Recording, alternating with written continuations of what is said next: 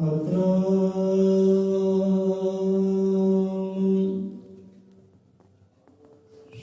वाल्मीकि साहिब जी।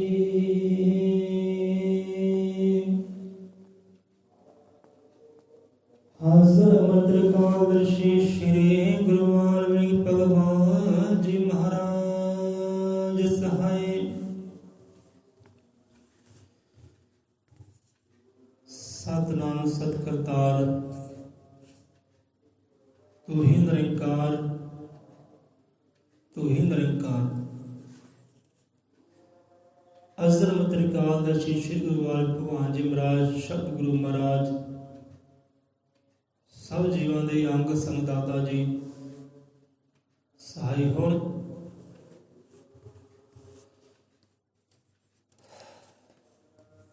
हाँ जी संगत जी करिए शुरू। चलो फिर इदा गुरु महाराज समझा रहे ना कि रब की वड्याई, वड्डे की वड्याई देखो कितना उच्चा सुच्चा रुतबा इंसान बख्शी किया परमात्मा ने। कहते ਜਿਹੜੇ देवते है ना जिन्हें लोग पूजते हैं वो ਤੁਹਾਡੀ सेवादारी में हर वेले हाजिर है। पूजन वाले पूजी जाते हैं तो ਤੁਹਾਡੀ सेवा में हर वेले हाजिर है।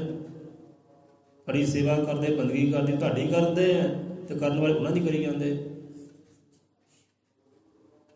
रब ने एडा वड्डा रुतबा देवतियों के उपर फरिश्तियों के उपर रुतबा इंसान का है। सारे इंसान की सेवा च लगे है।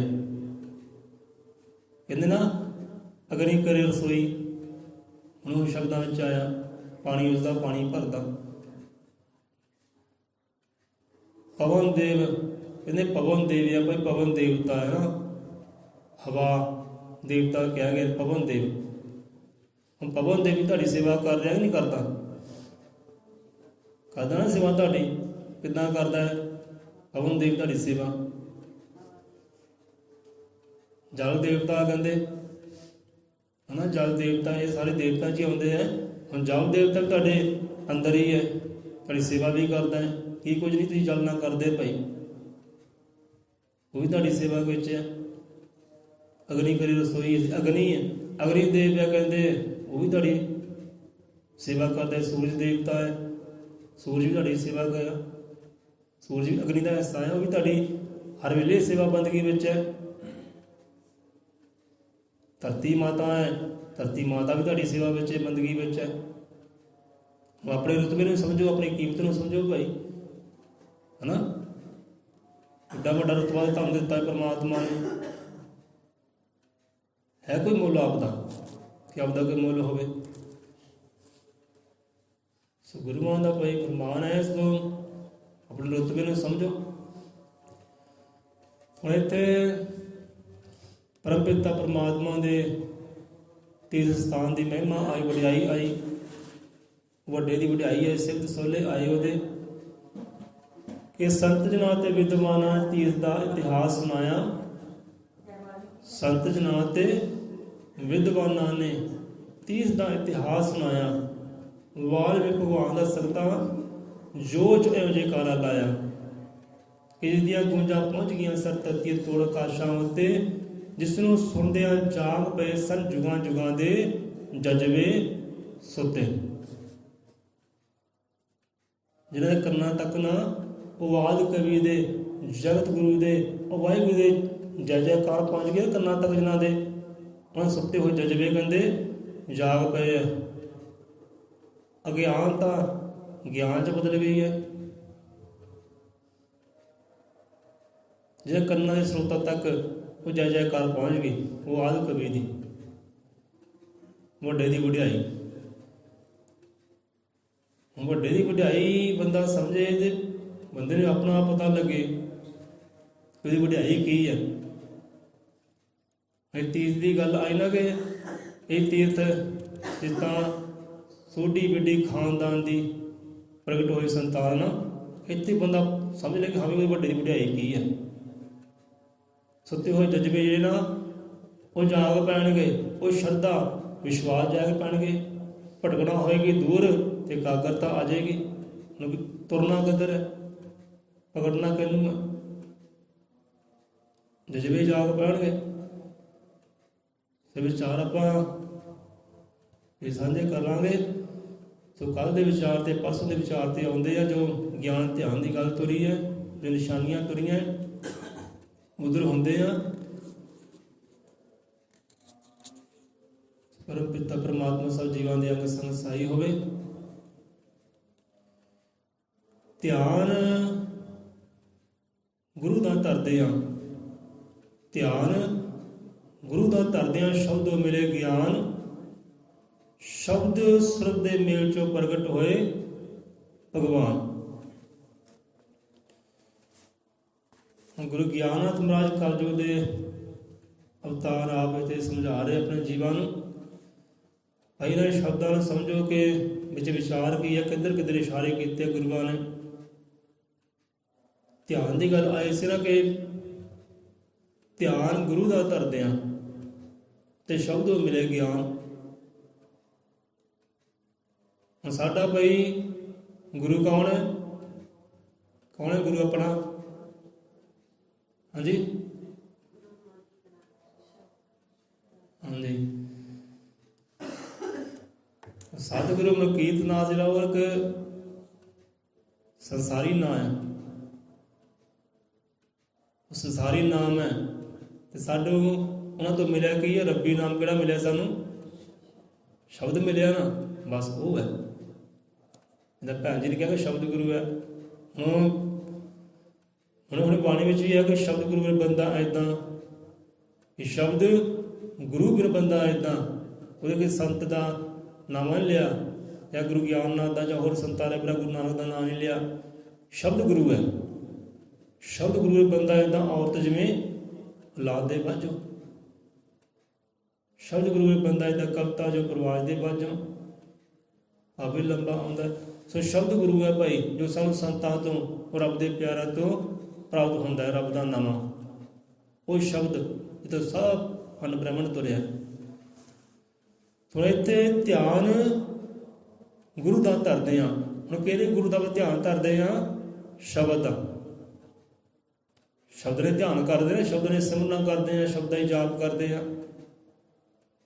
ਕਿਹੜੇ ਗੁਰੂ ਦਾ ਜਾਪ ਕਰਦਾ? ਵੀ ਆਹ ਗੁਰੂ ਦਾ ਜਾਪ ਕਰਦਾ ਹੈ, ਵਾਹਿਗੁਰੂ ਦਾ ਜਾਪ ਕਰਦਾ ਹੈ, ਅੱਲਾ ਦਾ ਜਾਪ ਕਰਦਾ ਹੈ, ਓਮ ਸੋਮ ਦਾ ਜਾਪ ਕਰਦਾ ਹੈ, ਜਾਂ ਸਤਿਨਾਮ ਦਾ ਜਾਪ ਕਰਦਾ ਹੈ। ਇਹ ਹੈ ਗੁਰੂ, ਇਹ ਸ਼ਬਦ ਹੈ।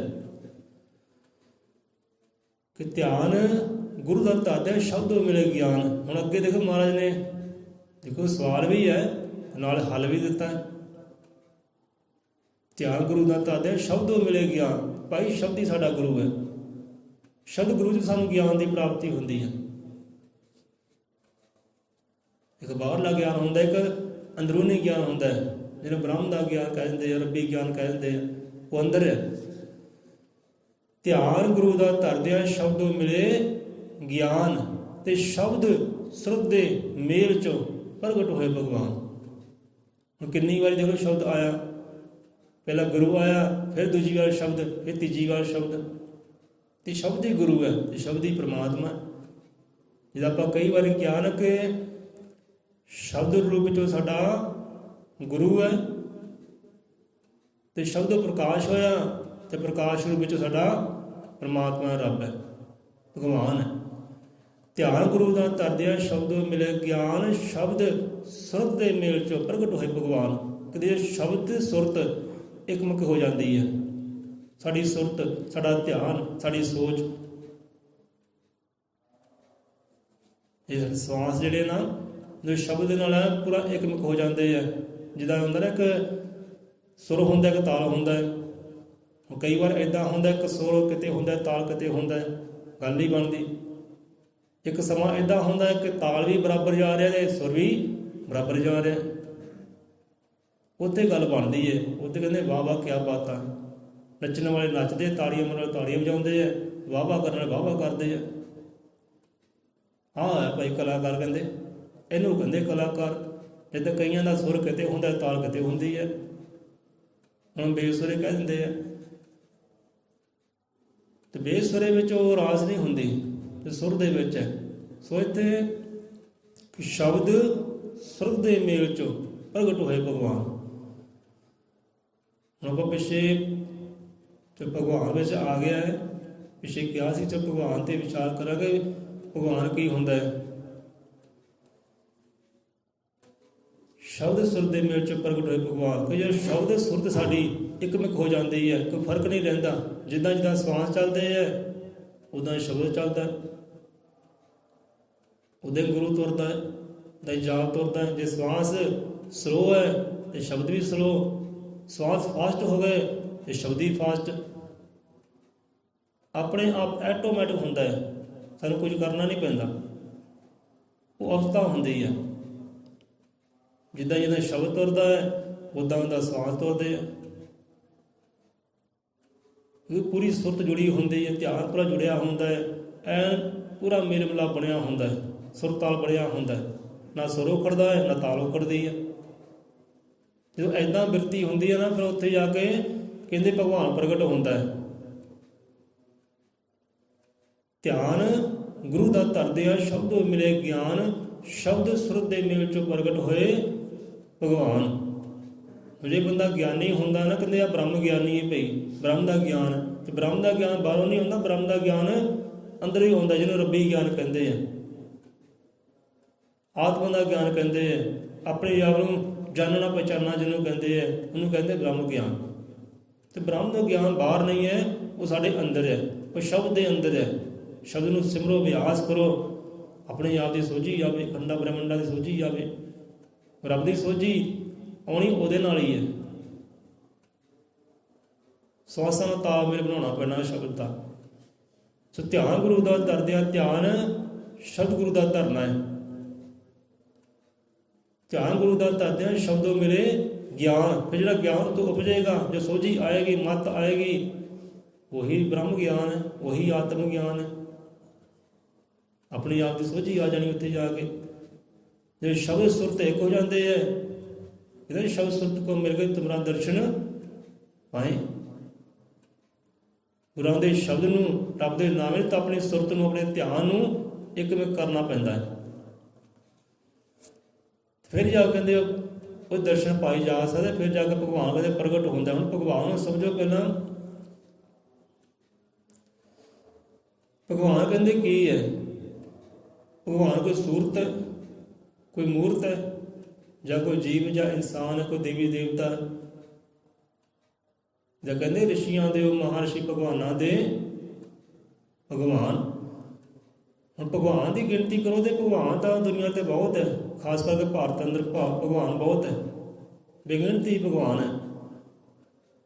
ਸਤਿਗੁਰੂ ਰਵਿਦਾਸ ਹੈ, ਉਹਨੇ ਭਗਵਾਨ ਦਾ ਦਰਜਾ ਦਿੱਤਾ ਗਿਆ ਹੈ। ਸਤਿਗੁਰੂ ਕਬੀਰਦਾਸ ਹੋਏ ਹੈ, ਉਹਨਾਂ ਨੇ ਭਗਵਾਨ ਦਾ ਦਰਜਾ ਦਿੱਤਾ ਗਿਆ ਹੈ। ਰਾਜਾ ਰਾਮਚੰਦਰ ਹੋਏ ਹੈ, ਉਹਨਾਂ ਨੂੰ ਵੀ ਭਗਵਾਨ ਦਾ ਦਰਜਾ ਦਿੱਤਾ ਗਿਆ ਹੈ। ਤੇ ਕ੍ਰਿਸ਼ਨ ਭਗਵਾਨ ਹੋਏ ਹੈ, ਬੜੇ ਭਗਵਾਨ ਇੱਦਾਂ ਹੋਏ ਹੈ।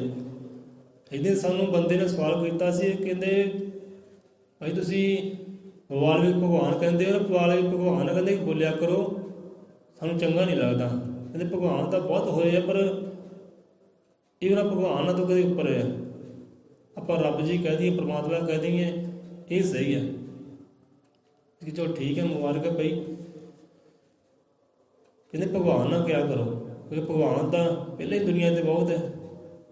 ਕਿ ਤਾਂ ਆਪਾਂ ਉਹਨਾਂ ਭਗਵਾਨਾਂ ਦੇ ਨਾਲ ਇਹਨਾਂ ਨੂੰ ਨਾਲ ਜੋੜ ਦਿੱਤਾ, ਉਹਨਾਂ ਵਿੱਚ ਇਹਨਾਂ ਵਿੱਚ ਫਰਕ ਕੀ ਹੈ? ਉਹੀ ਭਗਵਾਨ ਤੇ ਹੀ ਭਗਵਾਨ। ਆਪਣੀ ਆਪਣੀ ਸੋਚ ਹੈ। ਭਗਵਾਨ ਸਮਝੋ, ਭਗਵਾਨ ਕੀ ਹੁੰਦਾ ਹੈ? ਤੁਸੀਂ ਭਗਵਾਨ ਹੋ ਸਕਦੇ ਹੋ, ਭਗਵਾਨ ਹੋ ਸਕਦੇ ਹੋ। ਰੱਬ ਕਿਹਨੂੰ ਕਹਿੰਦੇ? ਰੱਬ ਕਹਿੰਦੇ ਹੱਕ ਨੂੰ, ਰੱਬ ਕਹਿੰਦੇ ਸੱਚ ਨੂੰ। ਤੁਸੀਂ ਸੱਚ ਹੋ ਸਕਦੇ ਹੋ, ਵੱਡੀ ਗੱਲ ਨਹੀਂ ਹੈ। ਰੱਬ ਦਾ ਮਤਲਬ ਹੁੰਦਾ, ਅਰਥ ਹੁੰਦਾ ਹੈ ਕਿ ਸੱਚ, ਉਹ ਹੱਕ, ਇੱਕ ਸ਼ਕਤੀ, ਇੱਕ ਪਾਵਰ, ਇੱਕ ਊਰਜਾ। ਕਹਿੰਦੇ ਰੱਬ ਕੀ ਹੈ? ਤੇ ਗੁਰੂ ਗਿਆਨ ਅੰਮ੍ਰਿਤ ਆਪ ਸਮਝਾਉਂਦੇ ਕਿ ਰੱਬ ਇੱਕ ਸ਼ਕਤੀ ਅਮਰ ਹੈ। ਅਮਰ ਉਸ ਦੇ ਤੱਕ ਅਨੁਭਵ ਕੀਤੇ ਹਰ ਕਿਣਕੇ 'ਚ ਦਿਸਦੀ ਹੈ ਪ੍ਰਤੱਖ। ਅਨੁਭਵ ਕਰ ਕਹਿੰਦੇ, ਜਿਹਦਾ ਹਵਾ ਹੈ ਨਾ, ਹਵਾ ਨੂੰ ਆਪਾਂ ਦੇਖ ਨਹੀਂ ਸਕਦੇ ਹਾਂ, ਅਨੁਭਵ ਹੀ ਹੁੰਦੀ ਹੈ ਨਾ, ਮਹਿਸੂਸ ਹੀ ਹੁੰਦੀ ਕਿ ਹਾਂ ਵੀ ਹਵਾ ਹੈ, ਹਵਾ ਚੱਲਦੀ ਹੈ, ਠੰਡੀ ਹੈ ਜਾਂ ਗਰਮ ਹੈ, ਮਹਿਸੂਸ ਹੀ ਆਪਾਂ ਕਰਦੇ ਹਾਂ, ਦਿਖਾਈ ਨਹੀਂ ਦਿੰਦੀ। ਇੱਦਾਂ ਕਹਿੰਦੇ ਉਹ ਰੱਬ ਇੱਕ ਸ਼ਕਤੀ ਹੈ, ਉਹ ਰੱਬ ਇੱਕ ਊਰਜਾ, ਇੱਕ ਪਾਵਰ ਹੈ। ਅਤੇ ਊਰਜਾ ਜਿਹੜੀ ਉਹ ਦਿਖਾਈ ਸਾਰੀ ਦਿੰਦੀ ਹੈ। ਸਾਡੇ ਅੰਦਰ ਊਰਜਾ ਜਿਹੜੀ ਹੈ, ਪਾਵਰ ਹੈ, ਉਹ ਦਿਖਾਈ ਸਾਨੂੰ ਦਿੰਦੀ ਹੈ, ਆਪਾਂ ਮਹਿਸੂਸ ਹੀ ਕਰ ਸਕਦੇ ਹਾਂ ਨਾ। ਜੋ ਅੰਦਰਲਾ ਬਲ ਹੈ, ਬਲ ਦਿਖਾਈ ਸਾਰੀ ਦਿੰਦਾ ਹੈ, ਜੋ ਊਰਜਾ ਮਹਿਸੂਸ ਹੁੰਦੀ ਹੈ।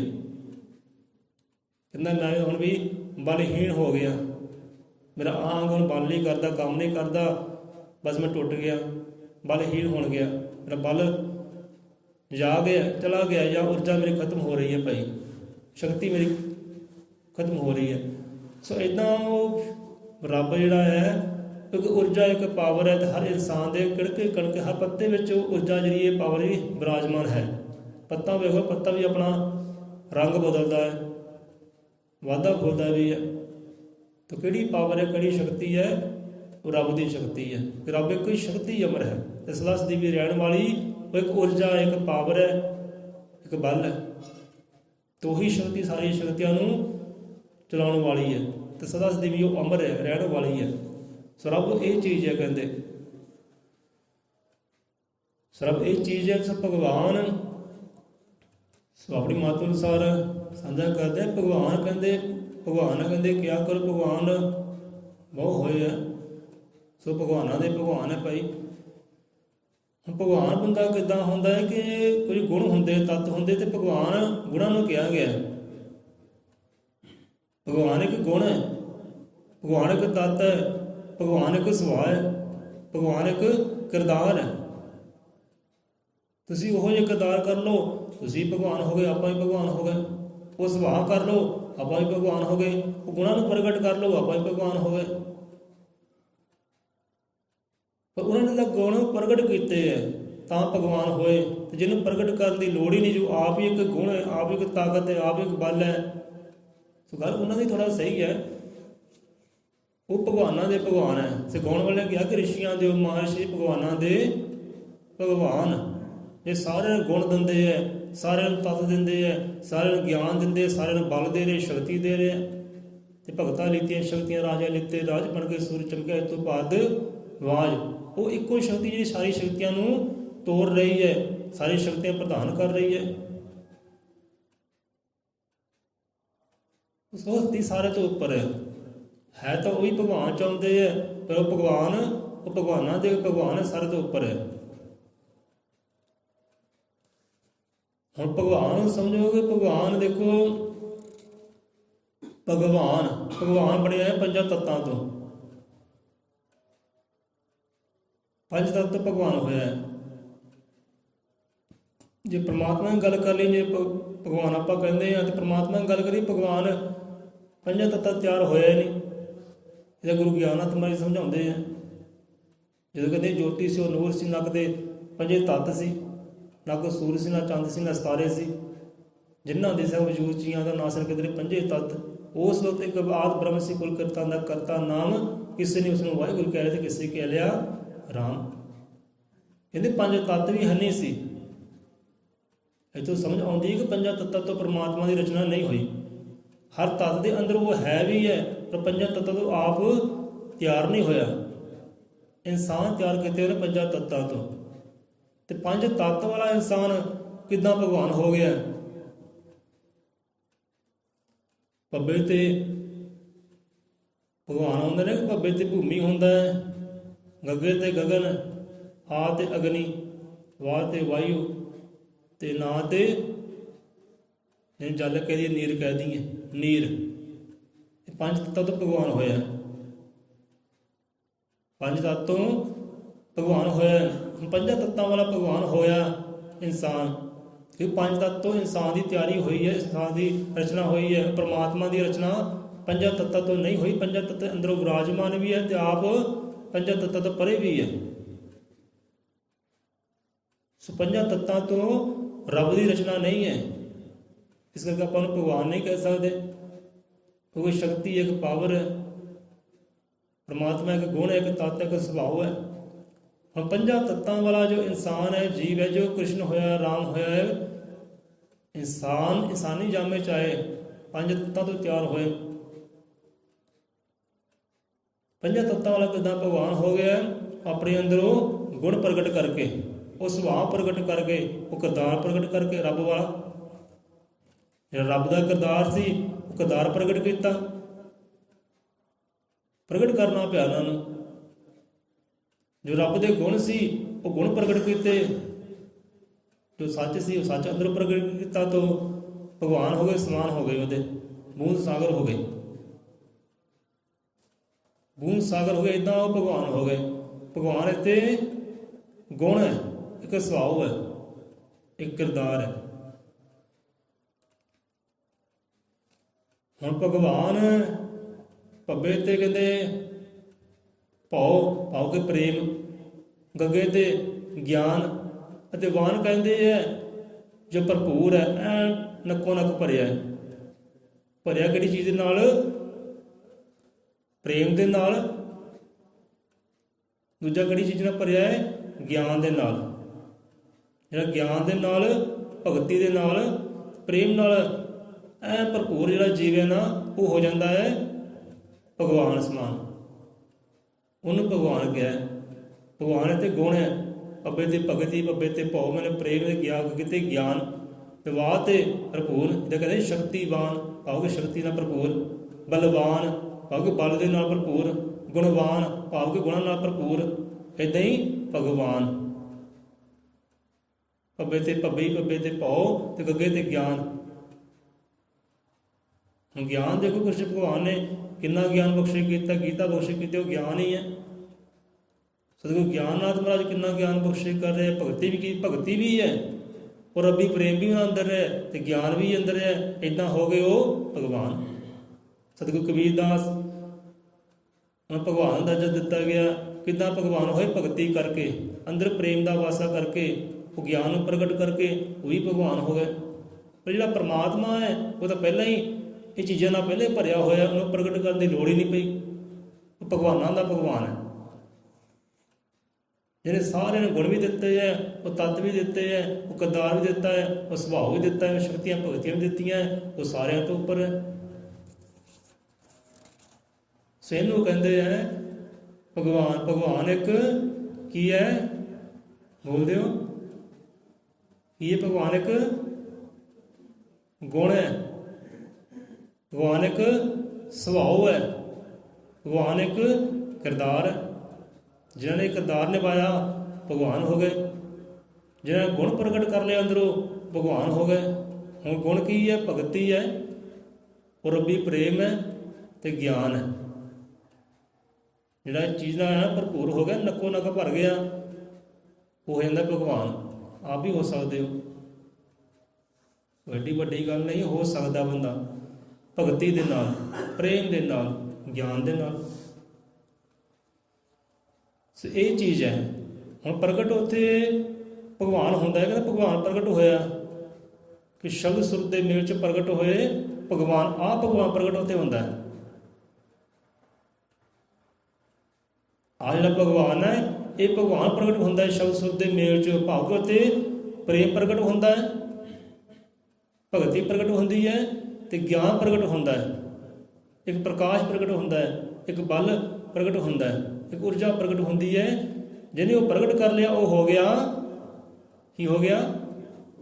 ਭਗਵਾਨ। ਆਹ ਚੀਜ਼ ਹੈ। ਨਹੀਂ ਤਾਂ ਇਹ ਨਹੀਂ ਉੱਥੇ ਕੋਈ ਸਾਹਮਣੇ ਕੋਈ ਜੀਵ ਪ੍ਰਗਟ ਹੋ ਗਿਆ, ਬੰਦਾ ਉਹ ਪ੍ਰਗਟ ਹੋ ਗਿਆ, ਦੇਵਤਾ ਪ੍ਰਗਟ ਹੋ ਗਿਆ। ਨਹੀਂ, ਇਹ ਗੁਣ ਪ੍ਰਗਟ ਹੁੰਦੇ ਆ, ਰੱਬੀ ਗੁਣ। ਗੁਣਾਂ ਦੇ ਰੂਪ ਵਿੱਚ ਰੱਬ ਪ੍ਰਗਟ ਹੁੰਦਾ ਹੈ, ਪ੍ਰੇਮ ਦੇ ਰੂਪ ਵਿੱਚ ਰੱਬ ਪ੍ਰਗਟ ਹੁੰਦਾ ਹੈ, ਇੱਕ ਜੋਤ ਦੇ ਰੂਪ ਵਿੱਚ ਉਹ ਰੱਬ ਪ੍ਰਗਟ ਹੁੰਦਾ ਹੈ, ਗਿਆਨ ਦੇ ਰੂਪ ਵਿੱਚ ਇੱਕ ਰੱਬ ਪ੍ਰਗਟ ਹੁੰਦਾ ਹੈ। ਉਹਨੂੰ ਪ੍ਰੇਮ ਦਾ ਸਾਗਰ ਵੀ ਕਿਹਾ ਹੈ, ਗਿਆਨ ਦਾ ਸਾਗਰ ਵੀ ਕਿਹਾ ਹੈ, ਭਗਤੀਆਂ ਦਾ ਸਾਗਰ ਵੀ ਕਿਹਾ ਹੈ, ਕਿਉਂਕਿ ਸਾਰਾ ਉੱਥੋਂ ਹੀ ਉਪਜਿਆ। ਜਿਹਨੇ ਜੀਵ ਨੇ ਸਿਮਰਨ ਕਰਕੇ, ਭਗਤੀ ਕਰਕੇ, ਸ਼ਬਦ ਸੁਰਤ ਨਾਲ ਮੇਲ ਕਰਕੇ ਇਹ ਗੁਣਾਂ ਨੂੰ ਪ੍ਰਗਟ ਕਰ ਲਿਆ, ਕਿ ਸਮਝ ਲਓ ਭਗਵਾਨ ਨੂੰ ਪ੍ਰਗਟ ਕਰ ਲਿਆ। ਭਗਵਾਨ ਇੱਕ ਸੁਭਾਅ ਹੈ, ਦਇਆ ਵਾਲਾ, ਕਰਨਾ ਵਾਲਾ, ਪ੍ਰੇਮ ਵਾਲਾ, ਗਿਆਨ ਵਾਲਾ। ਇਹਨੂੰ ਭਗਵਾਨ ਕਹਿੰਦੇ ਆ। ਜਿਹਨੇ ਚੀਜ਼ਾਂ ਪ੍ਰਗਟ ਕਰ ਲਈਆਂ, ਗੁਣ ਪ੍ਰਗਟ ਕਰ ਲਏ, ਉਹ ਫਿਰ ਉਹੀ ਚੀਜ਼ ਹੋ ਜਾਂਦਾ ਹੈ। ਹੁਣ ਧਿਆਨ ਗੁਰੂ ਦਾ ਧਰਦਿਆਂ ਸ਼ਬਦੋਂ ਮਿਲੇ ਗਿਆਨ, ਸ਼ਬਦ ਸੁਰ ਦੇ ਮੇਲ ਚੋਂ ਪ੍ਰਗਟ ਹੋਏ ਭਗਵਾਨ। ਉੱਤੇ ਪਈ ਆ ਗੁਣ ਪ੍ਰਗਟ ਹੁੰਦੇ ਆ ਭਗਵਾਨ ਦੇ ਵਾਲੇ। ਸੋ ਬੰਦੇ ਦੀ ਰਚਨਾ ਪੰਜਾਂ ਤੱਤਾਂ ਤੋਂ ਹੈ, ਤੇ ਪੰਜਾਂ ਤੱਤਾਂ ਤੋਂ ਭਗਵਾਨ ਹੋਇਆ ਹੈ। ਜੇ ਰੱਬ ਦੀ ਗੱਲ ਕਰੀਏ ਤਾਂ ਉੱਥੇ ਰੱਬ ਪੰਜਾਂ ਤੱਤਾਂ ਤੋਂ ਰਚਨਾ ਰੱਬ ਦੀ ਹੈ ਹੀ ਨਹੀਂ। ਜਦ ਕਿ ਪੰਜਾਂ ਤੱਤਾਂ ਦੇ ਹਰ ਤੱਤ ਦੇ ਅੰਦਰ ਉਹ ਹੈ, ਪਰ ਉਹਦੀ ਰਚਨਾ ਪੰਜਾਂ ਤੱਤਾਂ ਤੋਂ ਨਹੀਂ ਹੈ। ਹੈ ਪੰਜਾਂ ਤੱਤਾਂ ਦੇ ਵਿੱਚ ਹੀ ਆ। ਇਨਸਾਨ ਹੈ, ਇਨਸਾਨ ਦੀ ਰਚਨਾ ਪੰਜਾਂ ਤੱਤਾਂ ਤੋਂ ਹੋਈ ਹੈ। ਪੰਜਾਂ ਤੱਤਾਂ ਵਾਲਾ ਇਨਸਾਨ ਇੱਕ ਦਿਨ ਭਗਵਾਨ ਹੋ ਗਿਆ। ਉਹ ਗੁਣਾਂ ਨੂੰ ਪ੍ਰਗਟ ਕਰ ਗਏ, ਜਿਹੜੇ ਗੁਣ ਰੱਬ ਦੇ ਅੰਦਰ ਹੈ, ਸੋ ਹੋ ਗਿਆ ਭਗਵਾਨ। ਸੋ ਇੱਦਾਂ ਅਨੇਕਾਂ ਭਗਵਾਨ ਹੋਏ ਆ। ਜਿਹਨਾਂ ਗੁਣਾਂ ਨੂੰ ਪ੍ਰਗਟ ਕਰ ਲਿਆ ਉਹ ਹੋ ਗਿਆ ਭਗਵਾਨ। ਪਰ ਭਗਵਾਨਾਂ ਦਾ ਭਗਵਾਨ ਤਾਂ ਇੱਕੋ ਹੀ ਹੈ, ਉਹ ਇੱਕੋ ਹੀ ਹੈ। ਸੋ ਧਿਆਨ ਦੀ ਗੱਲ ਹੋਈ। ਸੋ ਧਿਆਨੀ ਬੰਦੇ ਦੀਆਂ ਨਿਸ਼ਾਨੀਆਂ, ਇਹ ਵਿਸ਼ਾ ਚੱਲਦਾ ਸੀ ਨਾ, ਧਿਆਨੀ ਬੰਦੇ ਦੀਆਂ ਨਿਸ਼ਾਨੀਆਂ ਕਿਹੜੀਆਂ ਕਿਹੜੀਆਂ। ਨਿਸ਼ਾਨੀਆਂ ਬਹੁਤ ਹੈ। ਸਭ ਇੱਕ ਦੋ ਨਿਸ਼ਾਨੀ ਸਾਂਝੀ ਕਰਦੇ ਆ, ਤੋਂ ਬਾਅਦ ਵਿਸ਼ਰਾਮ ਕਰਦੇ ਆ। ਧਿਆਨ ਗੁਰੂ ਦਾ ਧਰਦਿਆਂ ਸ਼ਬਦੋਂ ਮਿਲੇ ਗਿਆਨ, ਸ਼ਬਦ ਸੁਰ ਦੇ ਮੇਲ ਚ ਪ੍ਰਗਟ ਹੋਏ ਭਗਵਾਨ। ਹੁਣ ਧਿਆਨੀ ਬੰਦੇ ਨਿਸ਼ਾਨੀ ਕਹਿੰਦੇ ਕੀ ਇਹ ਪਿਛਲੇ ਵਿਸ਼ੇ ਪਕੜਦੇ ਆ। ਹੁਣ ਧਿਆਨੀ ਬੰਦੇ ਜੇ ਆਪਣਾ ਧਿਆਨ ਧਰਦਾ ਹੈ, ਸਿਮਰਨ ਕਰਦਾ ਹੈ, ਭਗਤ ਕਰਦਾ ਹੈ, ਗੁਰੂ ਦੇ ਨਾਮ ਨੂੰ, ਰੱਬ ਦੇ ਨਾਮ ਨੂੰ ਸਿਮਰਦਾ ਹੈ, ਕਹਿੰਦੇ ਉਹ ਆਤਮਿਕ ਮਾਰਗ ਤੇ ਰੂਹਾਨੀ ਮਾਰਗ ਤੇ ਚੱਲ ਰਿਹਾ ਹੈ। ਨਿਸ਼ਾਨੀ ਕਹਿੰਦੇ ਕੀ ਹੋਣਾ, ਕਿੱਦਾਂ ਬੰਦਾ ਜਾਣੇ ਪਛਾਣੇ ਇਹ ਰੱਬੀ ਰਾਹ ਤੇ ਚੱਲ ਰਿਹਾ ਹੈ, ਸ਼ਬਦ ਗੁਰੂ ਦੇ ਮਾਰਗ ਤੇ ਚੱਲ ਰਿਹਾ ਹੈ, ਧਿਆਨ ਸਹੀ ਜਾ ਰਿਹਾ ਹੈ। ਨਿਸ਼ਾਨੀ ਕਹਿੰਦੇ ਪਹਿਲਾਂ ਨਿਸ਼ਾਨੀਆਂ ਸਾਂਝੀਆਂ ਕੀਤੀਆਂ, ਨਿਸ਼ਾਨੀਆਂ ਬਹੁਤ ਹੈ। ਹੁਣ ਨਿਸ਼ਾਨੀ ਇਹ ਹੈ ਕਿ ਉਹ ਧਿਆਨੀ ਬੰਦੇ ਨੂੰ ਨਾ, ਜੋ ਰੱਬ ਦੀ ਕੁਦਰਤ ਹੈ, ਰੱਬ ਦੀ ਪ੍ਰਕਿਰਤੀ ਹੈ, ਰੱਬ ਦੇ ਜਿੰਨੇ ਵੀ ਜੀਵ ਹੈ, ਉਹਨਾਂ ਹੋ ਜਾਂਦਾ ਪ੍ਰੇਮ। ਇਹ ਗੁਣ ਪ੍ਰਗਟ ਹੁੰਦਾ ਹੈ, ਪ੍ਰੇਮ ਰੂਪੀ ਰੱਬ ਪ੍ਰਗਟ ਹੁੰਦਾ ਹੈ। ਪ੍ਰੇਮ ਦਾ ਸਾਗਰ ਹੈ, ਅੰਦਰੋਂ ਪ੍ਰੇਮ ਪ੍ਰਗਟ ਹੋ ਗਿਆ, ਸਮਝ ਲਓ ਭਗਵਾਨ ਪ੍ਰਗਟ ਹੋ ਗਿਆ। ਹੁਣ ਧਿਆਨੀ ਬੰਦੇ ਦੀ ਇਹ ਨਿਸ਼ਾਨੀ ਹੈ, ਸਿਮਰਨ ਵਾਲੀ ਆਤਮਾ ਇਹ ਨਿਸ਼ਾਨੀ ਹੈ ਕਿ ਉਹਨੂੰ ਰੱਬ ਦੀ ਬਣਾਈ ਹੋਈ ਹਰ ਸ਼ੈ ਦੇ ਨਾਲ, ਕੁਦਰਤ ਦੇ ਨਾਲ, ਪ੍ਰਕਿਰਤੀ ਦੇ ਨਾਲ, ਜੀਵ ਦੇ ਨਾਲ ਹੋ ਜਾਂਦਾ ਹੈ ਪ੍ਰੇਮ। ਜਦ ਕ੍ਰਿਸ਼ਨ ਭਗਵਾਨ ਨੇ ਪ੍ਰੇਮ ਕੀਤਾ ਨਾ, ਗੁਰੂਆਂ ਪੀਰਾਂ ਨੇ ਪ੍ਰੇਮ ਕੀਤਾ ਹੈ, ਉਹਨੇ ਦੂਜੀ ਕੋਈ ਰੱਖੀ ਨਹੀਂ। ਨਹੀਂ ਇਹਦੇ ਨਾਲ ਨਫ਼ਰਤ ਹੈ, ਇਹਦੇ ਨਾਲ ਮੈਨੂੰ ਪ੍ਰੇਮ ਹੈ। ਆਹ ਮੇਰਾ ਦੋਸਤ ਹੈ ਤੇ ਆਹ ਮੇਰਾ ਬੈਰੀ ਹੈ। ਕਬੀਰਾ ਖੜਾ ਬਜਾਵੇ ਸਭ ਕੀ ਮੰਗੇ ਖੈਰ, ਨਾ ਕਹੋ ਉਸੇ ਦੋਸਤੀ, ਨਾ ਕਹੇ ਉਸੇ ਵੈਰ। ਹੁਣ ਦੋਸਤੀ ਕਦੋਂ ਹੁੰਦੀ ਹੈ ਤੇ ਵੈਰ ਕਦੋਂ ਹੁੰਦਾ ਹੈ? ਜਦੋਂ ਇੱਕ ਨਾ ਹੁੰਦਾ ਪ੍ਰੇਮ ਤੇ ਇੱਕ ਨਾ ਹੁੰਦਾ ਇਹਦੇ ਨਾਲ ਮੇਰੀ ਸਾਂਝ ਹੈ, ਇਹਦੇ ਨਾਲ ਮੇਰੀ ਸਾਂਝ ਨਹੀਂ ਹੈ। ਤੇ ਗੁਰੂਆਂ ਪੀਰਾਂ ਰਹਿਬਰਾਂ 'ਚ ਇਹ ਗੱਲਾਂ ਬਾਤਾਂ ਨਹੀਂ ਹੈ, ਕਿਉਂਕਿ ਉਹ ਪ੍ਰੇਮ ਦਾ ਆਪ ਸਾਗਰ ਹੋ ਗਏ ਆ। ਇਹ ਧਿਆਨੀ ਬੰਦੇ ਦੀ ਨਿਸ਼ਾਨੀ ਹੈ ਕਿ ਉਹਨੂੰ ਰੱਬ ਦੇ ਹਰ ਕੁਦਰਤ ਦੇ ਨਾਲ, ਇਹ ਰੁੱਖ ਦੇ ਨਾਲ, ਫੁੱਲ ਦੇ ਨਾਲ, ਬੂਟੇ ਦੇ ਨਾਲ, ਘਾਸ ਦੇ ਨਾਲ, ਹਰ ਜੇ ਕੁੱਤਾ ਬਿੱਲਾ ਕੋਈ ਵੀ ਹੈ, ਹਰ ਇੱਕ ਨਾਲ ਪ੍ਰੇਮ ਹੋ ਜਾਂਦਾ ਹੈ, ਉਹਦੇ ਨਾਲ ਗੱਲਾਂ ਬਾਤਾਂ ਵੀ ਕਰਦਾ ਹੈ। ਇਹ ਧਿਆਨੀ ਬੰਦੇ ਦੀ ਨਿਸ਼ਾਨੀ ਹੈ। ਹੁਣ ਤਾਂ ਆਪਾਂ ਆਪਣੇ ਆਪ ਨੂੰ ਖੋਜੀਏ, ਪੜਤਾਲ ਕਰੀਏ ਕਿ ਸਾਡੇ ਵਿੱਚ ਗੱਲ ਆਈ ਕਿ ਨਹੀਂ ਆਈ। ਜੇ ਆਪਾਂ ਸਿਮਰਨ ਕਰਦੇ ਹਾਂ, ਧਿਆਨ ਧਰਦੇ ਹਾਂ, ਸ਼ਬਦਾਂ ਜਾਪ ਕਰਦੇ ਕਿ ਸਾਨੂੰ ਹਰ ਇੱਕ ਸ਼ੈ ਦੇ ਨਾਲ ਪ੍ਰੇਮ ਹੋਇਆ ਕਿ ਨਹੀਂ ਹੋਇਆ। ਬੰਦਾ ਕੱਖ ਚੱਕਦਾ ਹੈ ਨਾ, ਕੱਖ ਦੇ ਨਾਲ ਵੀ ਗੱਲਾਂ ਬਾਤਾਂ ਕਰਦਾ ਹੈ, ਖੇਡਦਾ ਉਹਦੇ ਨਾਲ, ਕਲੋਲ ਕਰਦਾ ਉਹਦੇ ਨਾਲ। ਉਹ ਤੇ ਗੁਰੂ ਮਹਾਰਾਜ ਆਪ ਕਹਿੰਦੇ ਕਿ ਤਿਨਕਾ ਕਬਨਾ ਨਿੰਦੀ ਹੈ ਜੋ ਪਾਵਨ ਤਲੇ ਹੋਏ ਹੈ ਨਾ। ਕਬੀਰਦਾਸ ਵੀ ਇਹ ਸਮਝਾਉਂਦੇ ਆ, ਫਰੀਦ ਸਾਹਿਬ ਵੀ ਇਹ ਸਮਝਾਉਂਦੇ ਆ, ਕਹਿੰਦੇ ਇਹ ਕਣਕਾ ਜਿਹੜਾ ਨਾ ਉਹਨੂੰ ਨਿੰਦੋ ਨਾ। ਕਬ ਉੜੇ ਆਖਣ ਪੜੇ ਤੇ ਪੀੜ ਘਨੇਰੀ ਹੋਏ। ਉਹਦੇ ਵਿੱਚ ਵੀ ਰੱਬ ਦੀ ਸ਼ਕਤੀ ਹੈ, ਰੱਬ ਦਾ ਪਾਵਰ ਹੈ, ਉਹ ਵੀ ਰੱਬ ਦਾ ਹੀ ਸਿਰਜਿਆ ਹੋਇਆ ਹੀ ਹੈ। ਜੋ ਵੀ ਆਪਾਂ ਵੇਖਦੇ ਹਾਂ ਸਾਰੇ ਰੱਬ ਦੀ ਬਣਤ ਹੈ। ਸੋ ਭਗਤਾਂ ਨੂੰ, ਧਿਆਨੀ ਬੰਦਿਆਂ ਨੂੰ, ਸਿਮਰਨ ਵਾਲੀ ਆਤਮਾ ਨੂੰ ਰੱਬ ਦੀ ਹਰ ਸ਼ੈ ਦੇ ਨਾਲ, ਕੱਖ ਦੇ ਨਾਲ, ਤੀਲੇ ਨਾਲ ਵੀ ਪ੍ਰੇਮ ਹੋ ਜਾਂਦਾ ਹੈ। ਉਹਦੇ ਨਾਲ ਗੱਲਾਂ ਬਾਤਾਂ ਕਰਦੇ ਆ। ਰੁੱਖ ਬੂਟਿਆਂ ਦੀ ਗੱਲ ਵੱਖਰੀ ਹੈ, ਜੀਵਾਂ ਦੀ ਗੱਲ ਵੱਖਰੀ ਹੈ, ਜੀਵਾਂ ਨਾਲ ਪ੍ਰੇਮ ਹੋ ਜਾਂਦਾ ਹੈ। ਜਿੱਦਾਂ ਇੱਕ ਸਤਿਗੁਰੂ ਨਾਮਦੇਵ ਕਹਾਣੀ ਸਾਨੂੰ ਚਿੱਤੇ ਆ ਗਈ। ਸਤਿਗੁਰੂ ਨਾਮਦੇਵ ਜੀ ਨੂੰ ਕਹਿਣਾ ਕੀਤਾ, ਜਾ ਭਾਈ ਸਾਨੂੰ ਛੱਡ ਤੇ ਗੁਰੂ ਦੀ ਭਾਲ ਕਰ, ਗੁਰੂ ਦੀ ਭਾਲ ਕਰ, ਕਿ ਤਾਂ ਜੋ ਤੈਨੂੰ ਹਰ ਕਿਣਕੇ ਵਿੱਚੋਂ ਉਹ ਰੱਬ ਨਜ਼ਰ ਆਵੇ, ਹਰ ਜੀਵ ਦੇ ਵਿੱਚੋਂ ਰੱਬ ਤੈਨੂੰ ਨਜ਼ਰ ਆਵੇ। ਕਿਉਂਕਿ ਹਰ ਥਾਂ ਹੀ ਕਹਿੰਦੇ ਉਹ ਵਿਰਾਜਮਾਨ ਹੈ। ਕੋਈ ਇਹੋ ਜਿਹਾ ਜੀਵ ਨਹੀਂ ਹੈ ਜਿਹਦੇ ਅੰਦਰ ਉਹ ਨੂਰ ਨਾ ਹੋਵੇ, ਉਹ ਸ਼ਕਤੀ ਨਾ ਹੋਵੇ, ਪਾਵਰ ਨਾ ਹੋਵੇ। ਉਹ ਸ਼ਕਤੀ ਸਾਰੇ ਅੰਦਰ ਹੈ, ਉਹ ਨੂਰ ਸਾਰੇ ਅੰਦਰ ਹੈ, ਪਰ ਤੇਰੀ ਇਹ ਦੇਖਣ ਵਾਲੀ ਅੱਖ ਨਹੀਂ ਹੈ। ਤੂੰ ਇੱਦਾਂ ਕਰ, ਗੁਰੂ ਧਾਰਨਾ ਕਰ, ਤਾਂ ਜੋ ਤੇਰੀ ਦੇਖਣ ਵਾਲੀ ਅੱਖ ਮਿਲ ਜਾਏ। ਕਿਉਂਕਿ ਕਹਿੰਦੇ ਨੇ ਕਿ ਬਚਪਨ ਅੰਦਰ ਹੀ ਉਹਨੇ ਰੱਬ ਨੂੰ ਪਾ ਲਿਆ ਸੀ, ਤੇ ਉਹੀ ਰੱਬ ਨੂੰ ਸਮਝਾ ਰਿਹਾ ਕਿ ਜਾ ਸਾਨੂੰ ਛੱਡ, ਜਾਂ ਗੁਰੂ ਧਾਰਨਾ ਕਰ। ਤੈਨੂੰ ਆਪਾਂ ਮੰਦਿਰ 'ਚ ਦਿਖਾਈ ਦਿੰਦੇ ਆ, ਮੰਦਿਰ 'ਚ ਆ ਕੇ ਤੂੰ ਗੱਲਾਂ ਬਾਤਾਂ ਕਰਦਾ ਹਟਣਾ, ਪਰ ਬਾਹਰ ਤੈਨੂੰ ਅਸੀਂ ਦਿਖਾਈ ਨਹੀਂ ਦਿੰਦੇ। ਬਾਹਰ ਗੱਲਾਂ ਬਾਤਾਂ, ਇੱਥੇ ਆਉਂਦਾ ਹੈ, ਗੱਲਾਂ ਬਾਤਾਂ ਵੀ ਕਰਦਾ ਹੈ, ਸਾਨੂੰ ਵੇਖਦਾ ਵੀ ਹੈ, ਪਰ ਤੂੰ ਹਰ ਕਿਣਕੇ ਵਿੱਚ ਸਾਨੂੰ ਵੇਖ ਸਕੇ, ਹਰ ਕਿਣਕੇ ਵਿੱਚ ਗੱਲਾਂ ਬਾਤਾਂ ਕਰ ਸਕੇ, ਜਾਂ ਗੁਰੂ ਧਾਰਨਾ ਕਰ। ਕਹਿੰਦੇ ਨਹੀਂ, ਸਾਨੂੰ ਗੁਰੂ ਧਾਰਨਾ ਦੀ ਲੋੜ ਨਹੀਂ ਹੈ, ਆਪਾਂ ਤਾਂ ਹਰ ਥਾਂ ਹੀ ਮਹਿਸੂਸ ਕਰਦੇ ਹਾਂ, ਵੇਖ ਲਾਂਗੇ, ਪਛਾਣ ਲਾਂਗੇ ਤੁਹਾਨੂੰ। ਕਹਿੰਦੇ ਠੀਕ ਹੈ ਜੀ, ਪਛਾਣ ਲਓਗੇ ਸਾਨੂੰ। ਚਲੋ ਕਹਿੰਦੇ ਆਪਾਂ, ਤੁਸੀਂ ਆਹ ਥਾਂ 'ਤੇ ਬੈਠੇ ਹੋ, ਉੱਥੇ ਰੱਬ ਨੇ ਆਉਣਾ, ਭਗਵਾਨ ਨੇ ਆਉਣਾ, ਆਪਾਂ ਆਵਾਂਗੇ ਉੱਥੇ, ਵੇਖਦੇ ਪਛਾਣ ਸਕਦੇ ਕਿ ਨਹੀਂ ਪਛਾਣ ਸਕਦੇ।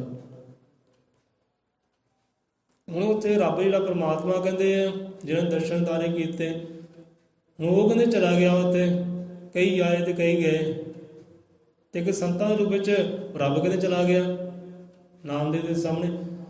ਸੰਤਾਂ ਦੇ ਰੂਪ ਵਿੱਚ ਰੱਬ ਚਲਾ ਗਿਆ, ਤੇ ਹੁਣ ਕੀਤਾ ਕੀ ਹੈ, ਇੱਕ ਕੁੱਤੀ ਹੈ, ਮੋਢਿਆਂ ਦੀ ਚੱਕੀ ਹੈ, ਤੇ ਉਹਨੂੰ ਪਏ ਕੀੜੇ, ਬੱਚਿਆਂ ਵਾਲੀ ਆ ਵੀ। ਕੁੱਤੀ ਨੂੰ ਚੱਕਿਆ, ਮੋਢੇ ਤੇ ਨਾਲੇ ਪਏ ਆ ਕੀੜੇ, ਤੇ ਸੰਤ ਤੁਰੇ ਆ ਨਾਮਦੇਵ ਦੇ ਕੋਲ ਦੇ ਲੰਗਰ ਲੱਗੇ। ਹਾਂ ਜੀ ਭਗਤਾ ਕਿੱਦਾਂ? ਠੀਕ ਹੈ ਜੀ, ਜੈ ਜੈਕਾਰ। ਹੁਣ ਨਾਮਦੇਵ ਸੋਚਦੇ ਸ਼ਾਇਦ ਇਹ ਕਿਤੇ ਰੱਬ ਨਾ ਹੋਵੇ, ਕਿਉਂਕਿ ਰੱਬ ਨੇ ਕਿਹਾ ਸੀ ਪਛਾਣੇਗਾ ਠੀਕ ਹੈ, ਦੇ ਦੇ ਪਛਾਣਦਾ ਕਿ ਨਹੀਂ ਪਛਾਣਦਾ। ਜੇ ਤੂੰ ਪਛਾਣ ਲੇਗਾ ਫਿਰ ਤੈਨੂੰ ਗੁਰੂ ਧਾਰਨਾ ਦੀ ਕੋਈ ਲੋੜ ਨਹੀਂ ਹੈ, ਗੁਰੂ ਦੀ ਲੋੜ ਨਹੀਂ ਹੈ। ਜੇ ਨਹੀਂ ਪਛਾਣ ਸਕੇ ਫਿਰ ਤੈਨੂੰ ਗੁਰੂ ਦੀ ਲੋੜ ਹੈ, ਤੂੰ ਜਾ ਗੁਰੂ ਧਾਰਨਾ ਕਰ, ਸਾਨੂੰ ਛੱਡ, ਤਾਂ ਜੋ ਗੁਰੂ ਧਾਰਨਾ ਕਰਕੇ ਹਰ ਕਿਣਕੇ ਵਿੱਚੋਂ ਮਹਿਸੂਸ ਕਰ ਸਕੇ, ਹਰ ਸ਼ਹਿਰ ਵਿੱਚ ਸਾਨੂੰ ਮਹਿਸੂਸ ਕਰ ਸਕੇ। ਇਸ ਕਰਕੇ ਗੁਰੂ ਧਾਰਨਾ ਕਰੋ। ਨਾਮਦੇਵ ਕਹਿੰਦੇ ਮੈਨੂੰ ਗੁਰੂ ਦੀ ਲੋੜ ਨਹੀਂ ਹੈ, ਮੈਂ ਉਹਦੇ ਤੁਹਾਨੂੰ ਪਛਾਣ ਲਊਂ, ਤੁਸੀਂ ਆਓ ਮੇਰੇ ਸਾਹਮਣੇ। ਸੰਤਾਂ ਦੇ ਭਿੱਖ 'ਚ ਗਏ, ਕੁੱਤੀ ਰੱਖੀ ਹੈ, ਮੋਢੇ ਦੇ ਕੀੜੇ ਪਏ ਹੈ। ਹੁਣ ਜਦ ਨਾਮਦੇਵ ਦੇ ਕੋਲ ਗਏ, ਉੱਥੇ ਕੁੱਤਰੀ ਨੂੰ ਉਤਾਰਿਆ, ਤੇ ਜੋ ਕੀੜੇ ਸੀ ਉਹ ਸਾਫ਼ ਕਰਨ ਲੱਗ ਪਏ। ਕੀੜੇ ਸਾਫ਼ ਕੀਤੇ ਤੇ ਫਿਰ ਮੋਢੇ 'ਤੇ ਰੱਖ ਕੇ ਫਿਰ ਤੁਰ ਪਏ। ਤੇ ਨਾਮਦੇਵ ਵੀ ਵੇਖ ਕੇ ਥੋੜਾ ਘਿਰਨਾ ਕਰਦਾ ਹੈ, ਨੱਕ ਘੁੱਟਦਾ ਹੈ, ਹਾਂ ਯਾਰ ਕਿੱਦਾਂ ਦਾ ਬੰਦਾ, ਕੀੜੇ ਪਏ ਆ ਕੁੱਤੀ ਦੇ ਮੋਢੇ 'ਤੇ ਰੱਖਿਆ ਹੈ, ਇਹਨੂੰ ਬਦਬੂ ਨਹੀਂ ਆਉਂਦੀ, ਤੇ ਕਰਦਾ ਕੀ ਹੈ ਬੰਦਾ। ਕਹਿੰਦੇ ਨੇ ਇਹ ਰੱਬ ਨਹੀਂ ਹੋ ਸਕਦਾ, ਇਹ ਮੇਰਾ ਭਗਵਾਨ ਨਹੀਂ ਹੋ ਸਕਦਾ, ਇਹ ਤਾਂ ਕੋਈ ਹੋਰ ਹੈ। ਚਲੋ ਹੋਰ ਦੀ ਭਾਲ ਕਰਦੇ ਹਾਂ। ਉਹ ਸੰਤ ਉੱਤੋਂ ਗਏ, ਸੰਤ ਗਏ ਕੁੱਤੀ ਨੂੰ ਲੈ ਕੇ, ਚਲੋ ਗਾਂਹ ਚਲੇ ਗਏ।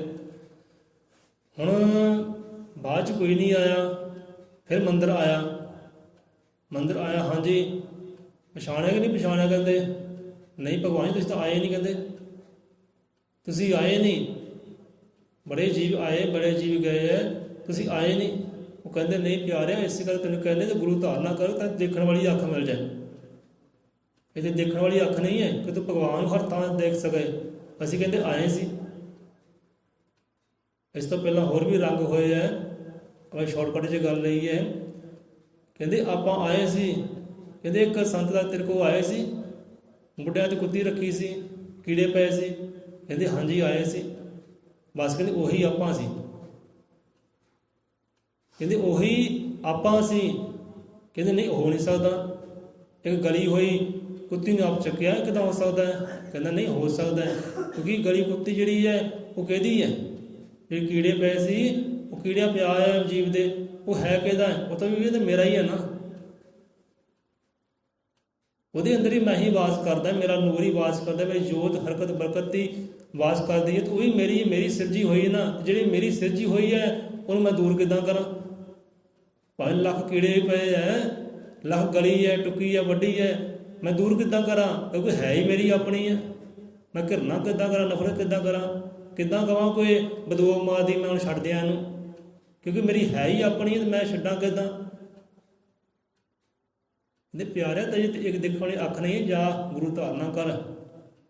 ਕੋਈ ਜਿਹੜਾ ਮੇਰਾ ਜੀਵ ਹੈ ਨਾ, ਮੈਂ ਉਹ ਤੋਂ ਨਫ਼ਰਤ ਕਰਦਾ ਨਹੀਂ ਹੈ, ਭਾਵੇਂ ਕੱਟ ਹੋ ਜਾਏ, ਵੱਢ ਹੋ ਜਾਏ, ਗਲਿਆ ਜਾਏ, ਵੱਢੇ ਜਾਏ, ਮੈਂ ਨਹੀਂ ਉਹ ਤੋਂ ਨਫ਼ਰਤ ਕਰਦਾ, ਕਿਉਂਕਿ ਹੈ ਹੀ ਮੇਰਾ ਉਹ ਹੈ। ਇੱਦਾਂ ਸਮਝਾਉਣਾ ਕੀਤਾ। ਸੋ ਇਸ ਕਰਕੇ ਕਿ ਜਿਹੜਾ ਗਿਆਨੀ ਬੰਦਾ ਜਾਂ ਧਿਆਨੀ ਬੰਦਾ, ਸਿਮਰਨ ਵਾਲੀ ਆਤਮਾ ਨਾ, ਉਹਦੇ ਅੰਦਰ ਪਹਿਲਾ ਗੁਣ ਪ੍ਰਗਟ ਹੁੰਦਾ ਹੈ ਪ੍ਰੇਮ।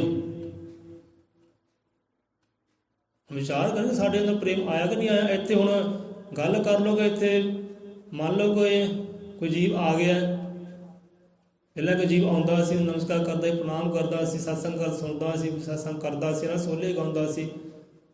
ਹੁਣ ਨਗਰ ਦੇ ਵਿੱਚ ਇੱਕ ਜੀਵ ਉੱਠ ਕੇ ਆ ਗਿਆ, ਉਹ ਕਹਿੰਦਾ ਲੈ ਵੀ ਇਹ ਬੰਦਾ ਆ ਗਿਆ, ਹੁਣ ਮੈਂ ਨਹੀਂ ਆਉਣਾ। ਹੁਣ ਇਹ ਕੀ ਹੋਇਆ? ਪ੍ਰੇਮ ਆ ਜਾਂ ਨਫ਼ਰਤ ਦੀ ਨਿਸ਼ਾਨੀ ਹੈ? ਪ੍ਰੇਮ ਦੀ ਨਿਸ਼ਾਨੀ ਤਾਂ ਹੈ ਹੀ ਨਹੀਂ।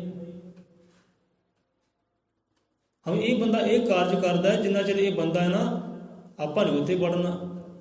ਸੋ ਇਹੋ ਜਿਹੇ ਬੰਦੇ ਨੂੰ ਧਿਆਨੀ ਨਹੀਂ ਕਹਿ ਸਕਦੇ, ਜਾਂ ਗਿਆਨੀ ਨਹੀਂ ਕਹਿ ਸਕਦੇ, ਜਾਂ ਸਿਮਰਨ ਵਾਲੀ ਆਤਮਾ ਨਹੀਂ ਕਹਿ ਸਕਦੇ, ਜਾਂ ਗੁਰੂ ਵਾਲਾ ਕਹਿ ਨਹੀਂ ਸਕਦੇ ਕਿ ਲੈ ਵੀ ਗੁਰੂ ਵਾਲਾ ਹੈ। ਗੁਰੂ ਵਾਲਾ ਤਾਂ ਹੋ ਗਿਆ, ਪਰ ਅਜੇ ਉਹ ਅੱਖ ਨਹੀਂ ਇਹਨੂੰ ਆਈ। ਹਾਂਜੀ ਹਾਂਜੀ, ਉਹ ਬੇਗੁਨਾਹ ਹੀ ਹੈ।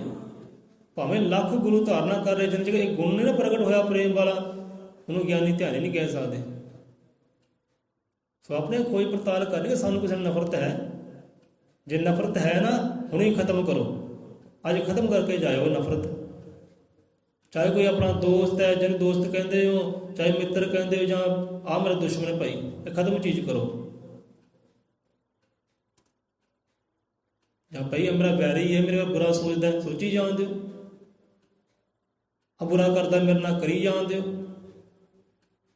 ਜੇ ਤੁਸੀਂ ਵੀ ਇੱਦਾਂ ਕਰਦੇ ਹੋ, ਤੁਸੀਂ ਵੀ ਨਫ਼ਰਤ ਪਾਲਦੇ ਹੋ, ਤੁਸੀਂ ਬੁਰਾ ਸੋਚਦੇ ਹੋ, ਬੁਰਾ ਕਰਦੇ ਹੋ, ਫਿਰ ਉਹਦੇ ਵਿੱਚ ਤੁਹਾਡੇ 'ਚ ਫਰਕ ਕੀ ਰਹਿ ਗਿਆ? ਕੋਈ ਵੀ ਫਰਕ ਨਹੀਂ ਰਹਿ ਗਿਆ, ਹੈ ਨਾ। ਅਤੇ ਉਹਦੇ ਵਿੱਚ ਤੁਹਾਡੇ 'ਚ ਫਰਕ ਕੀ ਰਹਿ ਗਿਆ? ਉਹ ਵੀ ਬੁਰਾ ਸੋਚਦਾ ਹੈ, ਤੁਸੀਂ ਬੁਰਾ ਸੋਚਣ ਲੱਗ ਪਏ। ਉਹ ਬੁਰਾ ਕਰਦਾ ਹੈ, ਤੁਸੀਂ ਬੁਰਾ ਕਰਨ ਲੱਗ ਪਏ। ਉਹ ਤੁਹਾਡਾ ਨਾਲ ਨਫ਼ਰਤ ਕਰਦਾ ਹੈ, ਤੁਸੀਂ ਵੀ ਨਫ਼ਰਤ ਕਰਨ ਲੱਗ ਪਏ। ਫਿਰ ਉਹ 'ਚ ਫਰਕ ਕੀ ਰਹਿ ਗਿਆ? ਸਾਰੇ ਦੋਨੇ ਬਰਾਬਰ ਹੋ ਗਏ, ਦੋਨੇ ਮੂਰਖ ਹੋ ਗਏ। ਅਤੇ ਮੂਰਖਾਂ ਨਾਲ ਕਹਿੰਦੇ ਮੂਰਖ ਨਹੀਂ ਬਣੀਦਾ। ਜਿੱਦਾਂ ਆਪਾਂ ਪਿੱਛੇ ਜੇ ਗੱਲ ਕੀਤੀ ਸੀ ਕਿ ਕਹਿੰਦੇ ਚਿੱਕੜ ਨਾਲ ਚੁੱਕੜ ਨਹੀਂ ਬਣਿਆ ਜਾਂਦਾ। ਹੀਰੇ ਦੀ ਪਰਖ ਹੁੰਦੀ ਹੈ, ਇੱਕ ਹੀਰਾ ਹੁੰਦਾ ਹੈ, ਉਹਦੀ ਪਰਖ ਕੀਤੀ ਜਾਂਦੀ। ਹੀਰੇ ਦਾ ਹੀਰਾ ਬੰਦਾ ਹੋ ਸਕਦਾ ਹੈ, ਪਰ ਚਿੱਕੜ ਦੇ ਨਾਲ ਚਿੱਕੜ ਨਹੀਂ ਹੁੰਦਾ। ਲੇਕਿਨ ਸੱਚਾ ਬੰਦਾ ਹੈ, ਸੱਚੇ ਨਾਲ ਸੱਚਾ ਹੋ ਸਕਦਾ ਹੈ, ਪਰ ਚਿੱਕੜ ਦੇ ਨਾਲ ਗੰਦੇ ਨਾਲ ਗੰਦਾ ਬੰਦਾ ਕੋਈ ਵੀ ਨਹੀਂ ਹੁੰਦਾ, ਜਿਹੜਾ ਸਮਝ ਵਾਲਾ ਹੈ।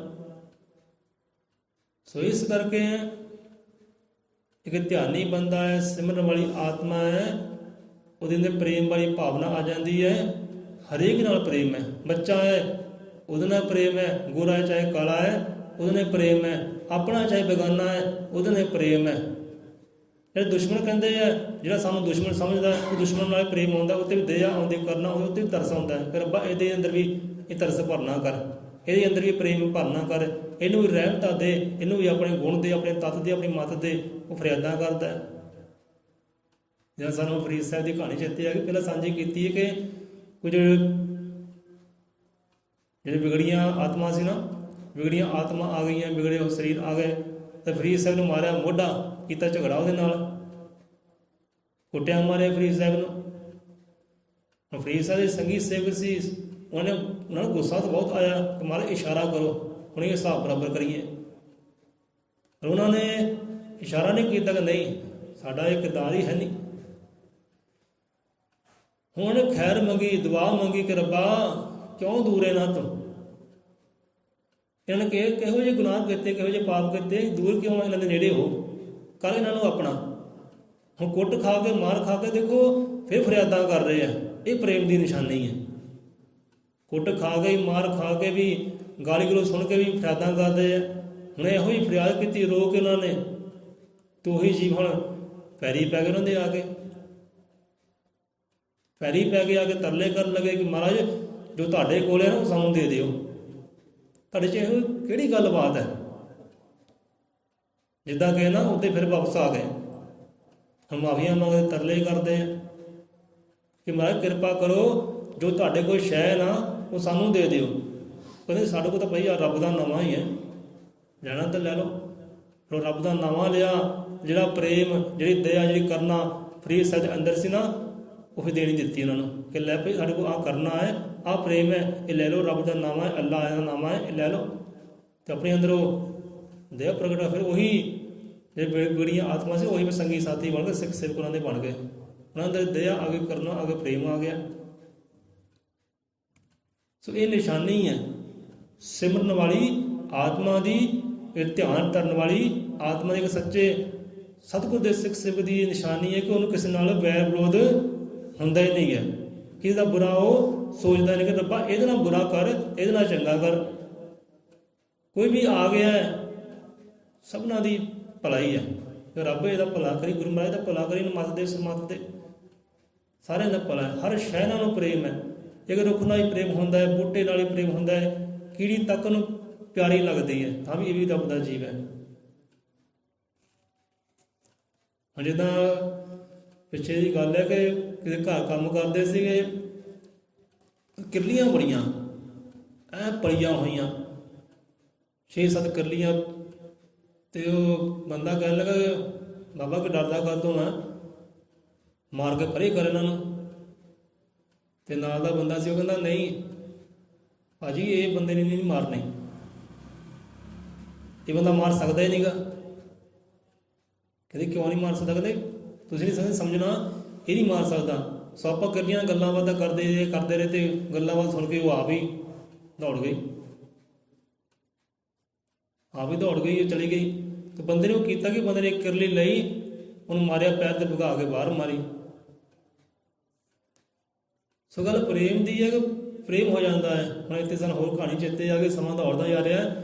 ਹੁਣ ਇੱਥੇ ਕਿਸੇ ਘਰ ਕੰਮ ਕਰ, ਇੱਕ ਬਾਥਰੂਮ ਦੇ ਉੱਪਰ ਨਾ ਇੱਕ ਸ਼ੈੱਡ ਜਿਹੀ ਬਣੀ ਸੀ, ਉੱਥੇ ਸੀ ਕਬੂਤਰੀ ਬੈਠੀ ਆਪਣੇ ਆਂਡਿਆਂ ਦੇ ਉੱਤੇ, 2 ਆਂਡੇ ਉਹਦੇ ਉੱਪਰ ਬੈਠੀ। ਉੱਥੇ ਆਪਾਂ ਕਰ ਲਗੇ ਕੰਮ। ਹੁਣ ਪਹਿਲਾ ਬੰਦਾ ਗਿਆ, ਪਹਿਲਾਂ ਕਬੂਤਰੀ ਡਰ ਗਈ, ਉਹ ਤੋਂ ਭੈ ਖਾ ਕੇ ਤੇ ਉੜ ਗਈ। ਉਹ ਕਹਿੰਦਾ ਇੱਦਾਂ ਕਰ ਸੁਣੋ, ਇੱਦਾਂ ਕਰ ਤੂੰ, ਕਹਿੰਦਾ ਉਹ ਕੰਮ ਕਰ, ਉਹਦੇ ਕਬੂਤਰੀ ਦੇ ਆਂਡੇ ਆ, ਨਾਲੇ ਕਬੂਤਰੀ ਆ। ਅਤੇ ਘੁੰਮ ਘੁਮਾ ਕੇ ਕਬੂਤਰੀ ਫਿਰ ਆਂਡੇ 'ਤੇ ਬਹਿ ਗਈ। ਆ ਕੇ ਆਪਾਂ ਕੰਮ ਕਰਨ ਲੱਗੇ, ਜਿੱਦਾਂ ਚੜ੍ਹੇ ਉੱਪਰ, ਪਹਿਲਾਂ ਗੱਲਾਂ ਬਾਤਾਂ ਕੀਤੀਆਂ। ਹਾਂ ਪਿਆਰਿਆ, ਡਰ ਨਾ ਘਬਰਾ ਨਾ, ਆਪਾਂ ਵੀ ਤੇਰੇ ਵਰਗੇ ਹੀ ਹਾਂ, ਤੂੰ ਵੀ ਰੱਬ ਦਾ ਜੀਵ ਹੈ, ਆਪਾਂ ਰੱਬ ਦੇ ਜੀਵ ਹੈ, ਡਰ ਨਾ ਘਬਰਾ ਨਾ। ਗੱਲਾਂ ਬਾਤਾਂ ਕਰਦੇ ਰਹੇ, ਕੰਮ ਕਰਦੇ ਰਹੇ, ਕੋਈ ਹਿੱਲੀ ਨਹੀਂ। ਮਾੜਾ ਜਿਹਾ ਹਿਲਦੀ ਸੀ ਨਾਲ, ਫਿਰ ਆਪਾਂ ਚੁੱਪ ਕਰਾਈ ਦੀ, ਨਹੀਂ ਡਰ ਨਾ, ਤੂੰ ਭੈ ਨਾ ਖਾ, ਤੈਨੂੰ ਕੁਝ ਨਹੀਂ ਕਰਦੇ। ਹੁਣ ਦੇਖੋ ਪੂਰੀ ਨਜ਼ਦੀਕ ਜਾ ਕੇ, ਕੋਲ ਜਾ ਕੇ ਸਾਰਾ ਕੰਮ ਕੀਤਾ, ਤਾਂ ਉਹ ਹਿੱਲੀ ਨਹੀਂ, ਕੰਬੀ ਤੱਕ ਨਹੀਂ, ਬੈਠੀ ਰਹੀ ਆਂਡਿਆਂ 'ਤੇ। ਜਿਹੜੇ ਪੰਛੀ ਜਦੋਂ ਹੁੰਦੇ ਨਾ, ਉਹ ਅਗਲੇ ਬੰਦੇ ਦੇ ਸੁਭਾਅ ਨੂੰ ਜਾਣ ਲੈਂਦੇ ਆ ਕਿ ਇਹਦਾ ਸੁਭਾਅ ਕੀ ਹੈ। ਉਹ ਵੀ ਫਿਰ ਡਰਦੇ ਨਹੀਂ, ਭੈ ਨਹੀਂ ਖਾਂਦੇ ਇਹੋ ਜਿਹੇ ਬੰਦੇ ਤੋਂ, ਉਹਦੀ ਹੋ ਜਾਂਦੇ ਆ। ਸਾਡੇ ਨਾਲ ਇੱਦਾਂ ਬਹੁਤ ਹੁੰਦੀ ਹੈ ਕਿ ਕਈ ਵਾਰ ਇੱਦਾਂ ਹੋਇਆ ਕਿ ਕਿਸੇ ਘਰ ਕੁੱਤਾ ਰੱਖਿਆ ਹੁੰਦਾ, ਬੜੇ ਖੌਫ ਨਾਲ ਡਰਾਉਣੇ ਕੁੱਤੇ ਹੁੰਦੇ, ਡਰਦੇ ਲੋਕੀ ਤੋਂ, ਪ੍ਰਗਟ ਉੱਚੇ ਹੁੰਦੇ ਆ। ਸਾਡੀ ਪਹਿਲੀ ਨਹੀਂ, ਦੂਜੀ ਤੀਜੀ ਮੁਲਾਕਾਤ ਅਸੀਂ ਉਹਨੂੰ ਆਪਣਾ ਹੀ ਕਰ ਲਈਦਾ। ਇੱਦਾਂ ਹੀ ਆ ਪਿੱਛੇ ਜਿਹੀ ਗੱਲ ਹੈ ਕਿ ਪਹਿਲਾਂ ਵੀ ਇੱਦਾਂ ਹੋਇਆ ਕਿ ਕੁੱਤਾ ਬੜਾ ਖਤਰਨਾਕ, ਬੜਾ ਡਰਾਉਣਾ ਜਿਹਾ, ਚੰਗਾ ਉੱਚਾ, ਸਾਰੇ ਨੂੰ ਪੈਂਦਾ, ਸਾਰੇ ਵੱਢਣ ਖਾਣ ਨੂੰ ਪੈਂਦਾ। ਕਿ ਆਪਾਂ ਗਏ ਅਤੇ ਸਾਨੂੰ ਹੀ ਪਿਆ, ਸਾਨੂੰ ਪਹਿਲਾਂ ਪਿਆ। ਅਸੀਂ ਕਿਹਾ ਇਹ ਸਾਨੂੰ ਪੈਂਦਾ ਨਹੀਂ ਹੈ, ਇਹ ਸਾਨੂੰ ਕਹਿੰਦਾ ਵੀ ਬੰਦੇ ਹੁਣ ਆਇਆ ਤੂੰ ਮੈਨੂੰ ਖੋਲ, ਮੈਂ ਵੀ ਨਾ ਘੁੰਮਾਂ ਫਿਰਾਂ। ਤੋ ਇੱਦਾਂ ਹੀ ਖੁੱਲ੍ਹ ਗਿਆ ਭਾਈ, ਆਪਣੇ ਆਪ ਖੁੱਲ੍ਹ ਗਿਆ, ਅਤੇ ਸਾਰੇ ਮੁੰਡੇ ਜਿਹੜਾ ਸਾਰੇ ਉਹਨੇ ਕੁੰਡੇ ਲਾ ਲਏ, ਵੜ ਗਏ ਕਮਰੇ ਦੇ ਅੰਦਰ, ਅਤੇ ਆਪਾਂ ਰਹਿ ਗਏ ਇਕੱਲੇ ਬਾਹਰ ਰਹਿ ਗਏ ਪੌੜੀ 'ਤੇ। ਆਪਾਂ ਬੈਠੇ ਕੰਮ ਕਰਦੇ, ਸਾਡੇ ਕੋਲ ਆਇਆ, ਸੁੰਘਿਆ ਚੱਟਿਆ ਉਹਨੇ, ਅਤੇ ਕੋਈ ਗੱਲਬਾਤ ਨਹੀਂ। ਉਹ ਕਹਿੰਦੇ ਤੈਨੂੰ ਪਿਆ ਕਿਉਂ, ਵੱਢਿਆ ਕਿਉਂ ਨਹੀਂ, ਤਾਂ ਹੈ ਹੀ ਬੜਾ ਡਰਾਉਣਾ। ਅਤੇ ਉਹ ਦਿਨ ਹੋਇਆ, ਅਸੀਂ ਉਹਨੂੰ ਬੰਨ੍ਹਣ ਵੀ ਲੱਗ ਪਏ, ਉਹਨੂੰ ਖੋਲ੍ਹਣ ਵੀ ਲੱਗ ਪਏ। ਅਤੇ ਇੱਕ ਦਿਨ ਇੱਦਾਂ ਹੋਇਆ ਕਿ ਉਹ ਸਾਡੇ ਨਾਲ ਪੂਰਾ ਖੜਾ ਹੋ ਗਿਆ, ਪਿੱਛੇ ਮੋਢਿਆਂ ਨੂੰ ਫੜ ਲਿਆ, ਅਤੇ ਸਾਡਾ ਪੂਰੇ ਹਾਈਟ ਦਾ, ਪੂਰੀ ਐਨ ਬਰਾਬਰ ਹਾਈਟ ਉਹਦੀ, ਜਿੰਨੀ ਹਾਈਟ ਸਾਡੀ ਉਨੀ ਉਹਦੀ ਕੁੱਤੇ ਦੀ, ਸਾਡੇ ਅੱਗੇ ਪਿੱਛੇ। ਕਹਿੰਦੇ ਹੁੰਦਾ ਕਿੱਦਾਂ ਇਹ, ਕਿ ਤੂੰ ਕੀਤਾ ਕੀ ਇਹਨੂੰ? ਅਸੀਂ ਕੀ ਕਰਨਾ ਭਾਈ, ਤੁਹਾਡੀ ਭਾਵਨਾ ਹੋਰ ਹੈ, ਸਾਡੀ ਭਾਵਨਾ ਹੋਰ ਹੈ। ਇੱਦਾਂ ਰਵੀਆ ਬਸਰੀ ਹੋਈ ਹੈ, ਉਹਨਾਂ ਨੇ ਇੱਦਾਂ ਹੀ ਕਥਾ ਕਹਾਣੀ ਆਉਂਦੀ ਹੈ ਕਿ ਪੰਛੀ ਜਾਨਵਰ ਅਗਲੇ ਬੰਦੇ ਸੁਭਾਅ ਨੂੰ ਜਾਣ ਲੈਂਦੇ ਆ, ਕਹਿੰਦੇ ਸੁਭਾਅ ਕਿਹੋ ਜਿਹਾ ਹੈ। ਜਿਹਦਾ ਸੁਭਾਅ ਵੱਢ ਕੇ ਖਾਣ ਵਾਲਾ ਹੋਵੇ ਨਾ, ਉਹਨੂੰ ਭੌਂਕਦੇ ਆ, ਵੱਢਦੇ ਆ, ਟੁਕਦੇ ਆ, ਵੀ ਇਹਦਾ ਸੁਭਾਅ ਹੀ ਵੱਢ ਕੇ ਖਾਣ ਵਾਲਾ। ਜਿਹਦੇ ਅੰਦਰ ਪ੍ਰੇਮ ਦਾ ਵਾਸ ਹੋਵੇ ਉਹਨੂੰ ਉਹ ਵੀ ਚੀਜ਼ਾਂ ਨਹੀਂ ਕਰਦੀਆਂ। ਜੇ ਸੰਤਾਂ ਗੁਰੂਆਂ ਰਹਿਬਰਾਂ ਦੀ ਗੱਲ ਲੈ ਲਓ, ਇਹ ਸੱਪਾਂ ਨੇ ਛਾਵਾਂ ਕੀਤੀਆਂ ਗੁਰੂਆਂ ਨੂੰ, ਤਾਂ ਸ਼ੇਰ ਵਰਗੇ ਖੌਫਨਾਕ ਜਿਹੜੇ ਜਾਨਵਰ ਹੈ ਉਹ ਵੀ ਦਾਸ ਬਣ ਕੇ ਬਹਿ ਗਏ ਗੁਰੂਆਂ ਦੇ। ਵੀ ਗੁਰੂਆਂ ਦੇ ਅੰਦਰੋਂ ਪ੍ਰੇਮ ਦਾ ਵਾਸਾ ਹੈ, ਉਹ ਗੁਣਾਂ ਦਾ ਵਾਸਾ ਹੈ, ਉਹ ਫਿਰ ਉੱਦਾਂ ਦੇ ਹੋ ਜਾਂਦੇ ਆ, ਜਿੱਦਾਂ ਦੇ ਆਪ ਹੈ ਉੱਦਾਂ ਦੇ ਅਗਲੇ ਹੋ ਜਾਂਦੇ ਆ। ਜਾਨਵਰ ਪੰਛੀ ਹੈ ਉਹ ਸੁਭਾਅ ਨੂੰ ਸਮਝ ਲੈਂਦੇ ਦਾ ਸੁਭਾਅ ਕਿਹੋ ਜਿਹਾ ਹੈ। ਇੱਦਾਂ ਰਵੀਆ ਬਸਰੀ ਨਾ ਬੈਠੀ ਹੈ ਅਤੇ ਕਬੂਤਰਾਂ ਨੂੰ ਦੇ ਰਹੀ ਦਾਣੇ, ਕਬੂਤਰਾਂ ਨੂੰ ਰਵੀਆ ਬਸਰੀ ਦਾਣੇ ਦੇ ਰਹੀ ਹੈ, ਕੋਈ ਮੋਢੇ 'ਤੇ ਬੈਠਾ, ਕੋਈ ਹੱਥਾਂ 'ਤੇ ਬੈਠਾ, ਦਾਣੇ ਚੁਗਦੇ ਹੈ। ਅਤੇ ਇੱਕ ਆਇਆ ਮੌਲਵੀ, ਅਤੇ ਮੌਲਵੀ ਆਇਆ ਅਤੇ ਜਿੱਦਾਂ ਹੀ ਆਇਆ ਉਹ ਸਾਰੇ ਕਬੂਤਰ ਫੁਰ ਕਰਕੇ ਉੜ ਗਏ, ਇੱਕ ਵੀ ਨਹੀਂ ਉੱਥੇ ਰਿਹਾ। ਕਹਿਣ ਲੱਗਾ ਰਵੀਆ ਬਸਰੀ ਇਹ ਰੰਗ ਕੀ ਹੋਇਆ ਹੈ, ਤੁਸੀਂ ਬੈਠੇ ਸੀ ਦਾਣੇ ਦੇ ਰਹੇ ਸੀ, ਤੁਹਾਡੇ ਤਲੀਆਂ 'ਤੇ ਦਾਣੇ ਚੁਗਦੇ ਹੈ, ਅਤੇ ਮੈਂ ਆਇਆ ਅਤੇ ਉੜ ਗਏ ਹੈ, ਡਰ ਗਏ, ਖੌਫ ਖਾ ਗਏ, ਇਹ ਕਿੱਦਾਂ। ਤੇ ਰਵੀਆ ਬਸਰੀ ਕਹਿਣ ਲੱਗੇ ਹਾਂ ਪਿਆਰਿਆ ਤੂੰ ਗੱਲ ਦੱਸ, ਹੁਣ ਖਾ ਕੇ ਕੀ ਆਇਆ। ਕਹਿੰਦੇ ਖਾ ਕੇ ਕੀ ਆਇਆ, ਕਹਿੰਦਾ ਖਾ ਕੇ ਤਾਂ ਮਾਸ ਆਇਆ। ਕਹਿੰਦਾ ਬਸ ਇਹੀ ਹੈ, ਜੇ ਤੂੰ ਮਾਸ ਖਾ ਕੇ ਆਇਆ ਨਾ, ਇਹ ਤੇਰੇ ਸੁਭਾਅ ਨੂੰ ਜਾਣ ਗਏ ਕਿ ਤੂੰ ਇਹਨਾਂ ਨੂੰ ਵੱਢ ਕੇ ਖਾਣ ਵਾਲਾ ਹੈ। ਅਤੇ ਜਿਹੜੇ ਵੱਢ ਕੇ ਖਾਂਦੇ ਉਹਨਾਂ ਕੋਲ ਡਰਨਾ ਹੀ ਹੈ, ਖੌਫ ਹੀ ਖਾਣਾ, ਹੋਰ ਕਰਨਾ ਕੀ ਹੈ। ਸਾਡੇ ਕੋਲ ਸੁਭਾਅ ਹੈ ਨਹੀਂ ਹੈ, ਸਾਡੇ ਕੋਲ ਵੱਢ ਕੇ ਖਾਣ ਵਾਲਾ ਸੁਭਾਅ ਨਹੀਂ ਹੈ। ਤੇਰੇ ਅੰਦਰ ਸੁਭਾਅ ਹੈ ਤਾਂ ਡਰ ਗਏ, ਭੈ ਖਾ ਕੇ ਤਾਂ ਉੜ ਗਏ। ਜਿੱਦਾਂ ਇੱਦਾਂ ਆਪਾਂ ਛੱਤ 'ਤੇ ਗਏ, ਨਾਲ ਬੱਚੀ ਸਾਡੇ ਜੱਸ, ਅਸੀਂ ਹੱਥ 'ਚ ਰੋਟੀ ਲਈ, ਨਿੱਕੀ ਨਿੱਕੀ ਕੀਤੀ ਅਤੇ ਕੋਠੇ 'ਤੇ ਗਏ ਕਿ ਜੱਸ ਇੱਧਰ ਆਉਣ ਕੋਲ ਆ, ਦੇਖੀਏ ਕਾਂ ਨੇੜੇ ਆਉਂਦੇ। ਰੋਟੀ ਪਾਈ ਅਤੇ ਜਿਹੜਾ ਕਾਂ ਡਰਦੇ ਸੀ, ਦੇਖੀ ਨੇੜੇ ਰਹਿਣਾ, ਇਹਨੂੰ ਡਰਾਉਣਾ ਨਹੀਂ ਗਾ, ਹਿੱਲੀ ਜੁਲੀ ਜਾਂ ਬਸ, ਕੋਈ ਹੱਥ ਨਾ ਮਾਰੀ, ਬਾਂਹ ਨਾ ਮਾਰੀ, ਇਹਦੇ ਡਰ ਜਾਣਾ। ਦੇਖੀ ਆਪਣੇ ਬਿਲਕੁਲ ਨੇੜੇ ਇਹਨੇ ਨੇ ਆਉਣਾ, ਕੋਲ ਆ ਜਾਣਾ ਨੇ। ਤਾਂ ਇੱਦਾਂ ਹੀ ਰੋਟੀ ਕਰਦੇ ਰਹੇ ਕਰਦੇ ਬਿਲਕੁਲ ਨੇੜੇ ਆ ਗਏ, ਇਹਨੇ ਬਹੁਤ ਪਾਸ ਆ ਗਏ, ਉਹ ਡਰ ਨਾ ਰਹਿ ਗਿਆ, ਪੈ ਨਾ ਰਹਿ ਗਿਆ, ਹਾਂ ਵੀ ਇਹ ਬੰਦੇ ਹੁਣ ਸਾਨੂੰ ਡਰਾਉਣ ਵਾਲੀ ਭਾਵਨਾ ਨਹੀਂ ਹੈ, ਜਾਂ ਪਕੜਨ ਵਾਲੀ, ਵੱਢ ਕੇ ਖਾਣ ਵਾਲੀ ਭਾਵਨਾ ਨਹੀਂ ਹੈ, ਸਾਨੂੰ ਚੁਗਾ ਦੇ ਰਿਹਾ, ਦਾਣਾ ਦੇ ਰਿਹਾ। ਉੱਥੇ ਗਲਹਿਰੀ ਵੀ ਆ ਗਈ, ਐਂ ਬਿਲਕੁਲ ਨਜ਼ਦੀਕ, ਉਹਨੂੰ ਹੱਥਾਂ ਨਾਲ ਪਾਈ ਵੀ ਜਾਂਦੇ, ਉਹ ਖਾਈ ਜਾਂਦੇ ਆ। ਸੋ ਪ੍ਰੇਮ ਹੁੰਦਾ ਹੈ। ਸੋ ਧਿਆਨੀ ਬੰਦੇ ਦੀ, ਗਿਆਨੀ ਬੰਦੇ ਦੀ ਇਹ ਰੱਬੀ ਆਤਮਾ ਦੀ ਇਹ ਨਿਸ਼ਾਨੀ ਹੁੰਦੀ ਹੈ। ਸਿਮਰਨ ਕਰਦੇ ਹਨ ਰੱਬੀ ਆਤਮਾ, ਉਹ ਸਿਮਰਨ ਕਰਨ ਵਾਲੇ ਬੰਦੇ ਦੀ ਨਿਸ਼ਾਨੀ ਹੁੰਦੀ, ਉਹਦੇ ਅੰਦਰ ਪ੍ਰੇਮ ਦਾ ਵਾਸਾ ਹੋ ਜਾਂਦਾ ਹੈ ਕਿ ਹਰ ਇੱਕ ਸ਼ੈ ਉਹਨੂੰ ਪਿਆਰੀ ਲੱਗਦੀ ਹੈ, ਹਰ ਇੱਕ ਨਾਲ ਉਹਨੂੰ ਪ੍ਰੇਮ ਹੋ ਜਾਂਦਾ ਹੈ, ਨਫ਼ਰਤ ਰਹਿ ਨਹੀਂ ਜਾਂਦੀ। ਜਿਹੜੀ ਰੱਬ ਦੀ ਪ੍ਰਕਿਰਤੀ ਹੈ, ਰੱਬ ਦੀ ਕੁਦਰਤ ਹੈ, ਉਹ ਵੀ ਫਿਰ ਉਹਦੇ ਨਾਲ ਖੜ ਜਾਂਦੀ ਹੈ, ਉਹ ਵੀ ਉਹਦੇ ਨਾਲ ਗੱਲਾਂ ਬਾਤਾਂ ਕਰਦੀ, ਉਹਦੇ ਨਾਲ ਪ੍ਰੇਮ ਕਰਦੀ ਹੈ। ਜਿਹਨਾਂ ਅੰਦਰ ਪ੍ਰੇਮ ਦਾ ਵਾਸਤਾ ਹੋ ਜਾਏ ਤਾਂ ਸਾਰੀ ਸ਼ੈ ਹੀ ਉਹਨਾਂ ਦੀ ਆਪਣੀ ਹੋ ਜਾਂਦੀ ਹੈ, ਬੇਗਾਨਾ ਕੋਈ ਰਹਿ ਨਹੀਂ ਜਾਂਦਾ। ਕੁੱਤੇ ਬਿੱਲੇ ਸਾਰੇ ਉਹਦੇ ਆਪਣੇ ਹੋ ਜਾਂਦੇ ਆ। ਸਾਨੂੰ ਇੱਦਾਂ ਕਹਿਣ ਲੱਗੇ ਹਾਂ ਵੀ ਤੁਸੀਂ ਅੱਧੀ ਰਾਤ ਤੁਰ ਪੈਂਦੇ ਆ, ਗਲੀਆਂ 'ਚ ਕੁੱਤੇ ਬਹੁਤ ਹੁੰਦੇ ਆ, ਤੁਹਾਨੂੰ ਵੱਢਦੇ ਨਹੀਂ, ਪੈਂਦੇ ਨਹੀਂ। ਆਪਾਂ ਕਿਹਾ ਇੱਕ ਦਿਨ ਵੀ ਨਹੀਂ ਪਏ ਭਾਈ। ਗਰਮੀਆਂ ਹੁੰਦੀਆਂ ਨਾ ਸੈਲਾਂ 'ਚ, ਚਲੋ ਅੱਗੇ ਪਿੱਛੇ ਹੋ ਜਾਂਦੇ ਕੁੱਤੇ, ਗਰਮੀਆਂ ਪੂਰੀ ਗਲੀ ਭਰੀ ਹੁੰਦੀ ਹੈ ਕੁੱਤਿਆਂ ਦੀ, ਇੱਕ ਇੱਥੇ ਇੱਕ ਕੁੱਤੇ ਇੱਕ ਉੱਤੇ। ਮਰ ਮੰਦਰ ਦੇ ਬਾਹਰ ਬਹੁਤ ਕੁੱਤੇ ਹੁੰਦੇ ਆ, ਪਰ ਅੱਜ ਤੱਕ ਸਾਨੂੰ ਇੱਕ ਵੀ ਨਹੀਂ ਪਿਆ, ਜਾਂ ਦੌੜ ਕੇ ਵੱਢ ਖਾਣ ਨੂੰ ਪਿਆ ਹੋਵੇ, ਇੱਕ ਦਿਨ ਵੀ ਨਹੀਂ। ਕਿਉਂਕਿ ਸਾਡੇ ਸੁਭਾਅ ਨੂੰ ਉਹ ਜਾਨਵਰ ਜਿਹਨਾਂ ਬੰਦੇ ਸੁਭਾਅ ਨੂੰ ਜ਼ਿਆਦਾ ਪਛਾਣਦੇ ਆ ਕਿ ਕਿਹੜੇ ਸੁਭਾਅ ਨਾਲ ਤੁਰਿਆ ਹੈ, ਇਹ ਚਾਲ ਕੀ ਹੈ, ਇਹਦਾ ਕਿਰਦਾਰ ਕੀ ਹੈ, ਪਛਾਣ ਲੈਂਦੇ ਹੋ। ਧਿਆਨ ਕਰਿਓ, ਨਿਤਿ ਰਸਨਾ ਨੂੰ ਵਿਸ਼ਰਾਮ ਦੇਈ ਹੈ। ਜਿਹੜਾ ਧਿਆਨੀ ਬੰਦਾ ਹੈ, ਸਿਮਰਨ ਵਾਲਾ ਆਤਮਾ ਜਿਹੜੀ ਹੈ ਨਾ, ਉਹਦੀ ਨਿਸ਼ਾਨੀ ਹੁੰਦੀ ਹੈ ਪ੍ਰੇਮ। ਉਹਨੂੰ ਰੱਬ ਦੀ ਹਰ ਸ਼ੈ ਨਾਲ ਪ੍ਰੇਮ ਹੋ ਜਾਂਦਾ ਹੈ, ਸਾਰੇ ਉਹਦੇ ਪਿਆਰੇ ਹੋ ਜਾਂਦੇ ਹੈ, ਨਫ਼ਰਤ ਰਹਿ ਨਹੀਂ ਜਾਂਦੀ, ਦੂਜ ਤੀਜ ਰਹਿ ਨਹੀਂ ਜਾਂਦੀ। ਜੋ ਵੀ ਆਇਆ ਉਹ ਆਪਣਾ ਹੀ ਹੈ ਭਾਈ, ਹਰੇਕ ਨਾਲ ਪ੍ਰੇਮ ਹੈ, ਹਰੇਕ ਨਾਲ ਹੀ ਪ੍ਰੇਮ ਹੈ। ਹੁਣ ਇੱਥੇ ਸਾਨੂੰ ਕਹਾਣੀ ਚਿੱਤੇ ਆ ਗਈ ਸੰਤਾਂ ਦੀ। ਹੋਰ ਇੱਦਾਂ ਹੀ ਇੱਕ ਬੰਦਾ ਹੁੰਦਾ, ਸੰਤਾਂ ਕੋਲ ਆਉਂਦਾ ਕਿ ਸੰਤ ਜੀ ਮਹਾਰਾਜ ਆਪਦਾ ਊਠ ਚਾਹੀਦਾ, ਕਹਿੰਦੇ ਊਠ ਤੁਹਾਡਾ ਚਾਹੀਦਾ, ਆ ਯਾਤਰਾ 'ਤੇ ਜਾਣਾ ਯਾਰ। ਕਹਿੰਦੇ ਮਹਾਰਾਜ ਠੀਕ ਹੈ ਲੈ ਲਓ, ਉਹ ਬੱਜਾ ਆ ਤੇ ਖੋਲ ਕੇ ਲੈ ਜਾਓ ਊਠ।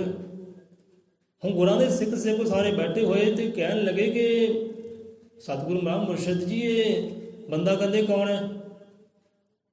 ਨਾ ਜਾਣਿਆ ਨਾ ਪਛਾਣਿਆ, ਆਪਾਂ ਕਦੇ ਦੇਖਿਆ ਨਹੀਂ, ਅੱਜ ਹੀ ਦੇਖਿਆ ਹੈ। ਇੰਨੇ ਸਾਲ ਆਪਾਂ ਨੂੰ ਹੋ ਗਏ ਰਹਿੰਦਿਆਂ ਬਹਿੰਦਿਆਂ ਨੂੰ, ਤੁਹਾਡੀ ਸੇਵਾ ਬੰਦਗੀ ਕਰਦਿਆਂ ਨੂੰ, ਇਹ ਬੰਦਾ ਪਹਿਲੀ ਵਾਰ ਦੇਖਿਆ। ਇਹ ਕੌਣ ਹੈ? ਆਪਨੇ ਕੋਈ ਨਾ ਨਹੀਂ ਕੀਤੀ, ਕੋਈ ਆਪਣਾ ਊਠ ਦੇ ਦਿੱਤਾ, ਆਪਣੀ ਸਵਾਰੀ ਦੇ ਦਿੱਤੀ, ਜਿਹਨਾਂ ਦੀ ਆਪ ਸਵਾਰੀ ਕਰਦੇ ਹੋ ਉਹ ਸਵਾਰੀ ਦੇ ਦਿੱਤੀ, ਆਪਣੇ ਊਠ ਦੇ ਦਿੱਤਾ, ਲੈ ਭਾਈ ਲੈ ਜਾ। ਨਾ ਹੀ ਨਹੀਂ ਕੀਤੀ, ਕੋਈ ਗੱਲਬਾਤ ਵੀ ਨਹੀਂ ਕੀਤੀ। ਇਹ ਹੈ ਬੰਦਾ ਕੌਣ ਹੈ? ਲੱਗਦਾ ਤੁਹਾਨੂੰ ਬਹੁਤ ਪਿਆਰਾ ਹੈ, ਅਸੀਂ ਤੁਹਾਨੂੰ ਪਿਆਰੇ ਨਹੀਂ ਹੈ। ਇਹੋ ਜਿਹੀ ਚੀਜ਼ ਕੀ ਹੈ ਬੰਦੇ ਅੰਦਰ? ਆਪੇ ਨਾ ਹੀ ਨਹੀਂ ਕੀਤੀ, ਕੋਈ ਬਹਾਨਾ ਹੀ ਨਹੀਂ ਮਾਰਿਆ। ਤੇ ਸੰਤ ਰਹਿਬਰ ਮੁਰਸ਼ਿਦ ਕਹਿਣ ਲੱਗੇ ਕਿ ਪਿਆਰਿਆ ਇਹ ਸਾਡਾ ਬਹੁਤ ਪਿਆਰਾ ਹੈ, ਤੁਸੀਂ ਵੀ ਸਾਡੇ ਪਿਆਰੇ ਹੋ, ਪਰ ਇਹ ਉਹ ਤੋਂ ਹੀ ਪਿਆਰਾ ਹੈ। ਕਹਿੰਦੇ ਕਿੱਦਾਂ? ਕਹਿੰਦੇ ਪਿਆਰਾ ਇਸ ਕਰਕੇ ਹੈ ਕਿਉਂਕਿ ਸਾਡਾ ਇਹਨੇ ਕਤਲ ਕਰਨਾ। ਕਹਿੰਦੇ ਇਹ ਬੰਦੇ ਨੇ ਸਾਡਾ ਕਤਲ ਕਰਨਾ ਹੈ, ਇਹਦੇ ਹੱਥੋਂ ਸਾਡੀ ਮੌਤ ਹੋਣੀ ਹੈ। ਕਹਿੰਦੇ ਅੱਛਾ ਮਹਾਰਾਜ ਇੱਦਾਂ ਗੱਲ ਹੈ, ਇਹਨੂੰ ਆਪਾਂ ਹੁਣੇ ਪਕੜਦੇ ਹਾਂ ਕਿ ਤੁਹਾਨੂੰ ਮਾਰੇ ਆਪਾਂ ਹੁਣੇ ਮਾਰ ਦਿੰਦੇ ਹਾਂ? ਕਹਿੰਦੇ ਨਹੀਂ ਭਾਈ, ਇਹ ਪ੍ਰੇਮ ਦੀ ਨਿਸ਼ਾਨੀ ਨਹੀਂ ਹੈ, ਇਹ ਮੁਹੱਬਤ ਦੀ ਨਿਸ਼ਾਨੀ ਨਹੀਂ ਹੈ। ਆਹ ਪ੍ਰੇਮ ਦੀ ਨਿਸ਼ਾਨੀ ਹੈ, ਇਹ ਸਾਡਾ ਕਾਤਲ ਹੈ, ਇਹਦੇ ਹੱਥੋਂ ਅਸੀਂ ਮਰਨਾ ਹੈ। ਤੇ ਜਿਹਨੇ ਜਨਮ ਲਿਆ ਨਾ ਉਹਨੇ ਮਰਨਾ ਤਾਂ ਹੈ ਹੀ ਹੈ। ਇਹ ਸਾਨੂੰ ਪਿਆਰਾ ਹੈ ਕਿਉਂਕਿ ਇਹਨੇ ਸਾਨੂੰ ਮਾਰਨਾ ਹੈ ਤੇ ਸਾਡਾ ਬ੍ਰਹਮ ਦੇ ਨਾਲ, ਖੁਦਾ ਦੇ ਨਾਲ ਮੇਲ ਮਿਲਾਪ ਹੋਣਾ ਹੈ।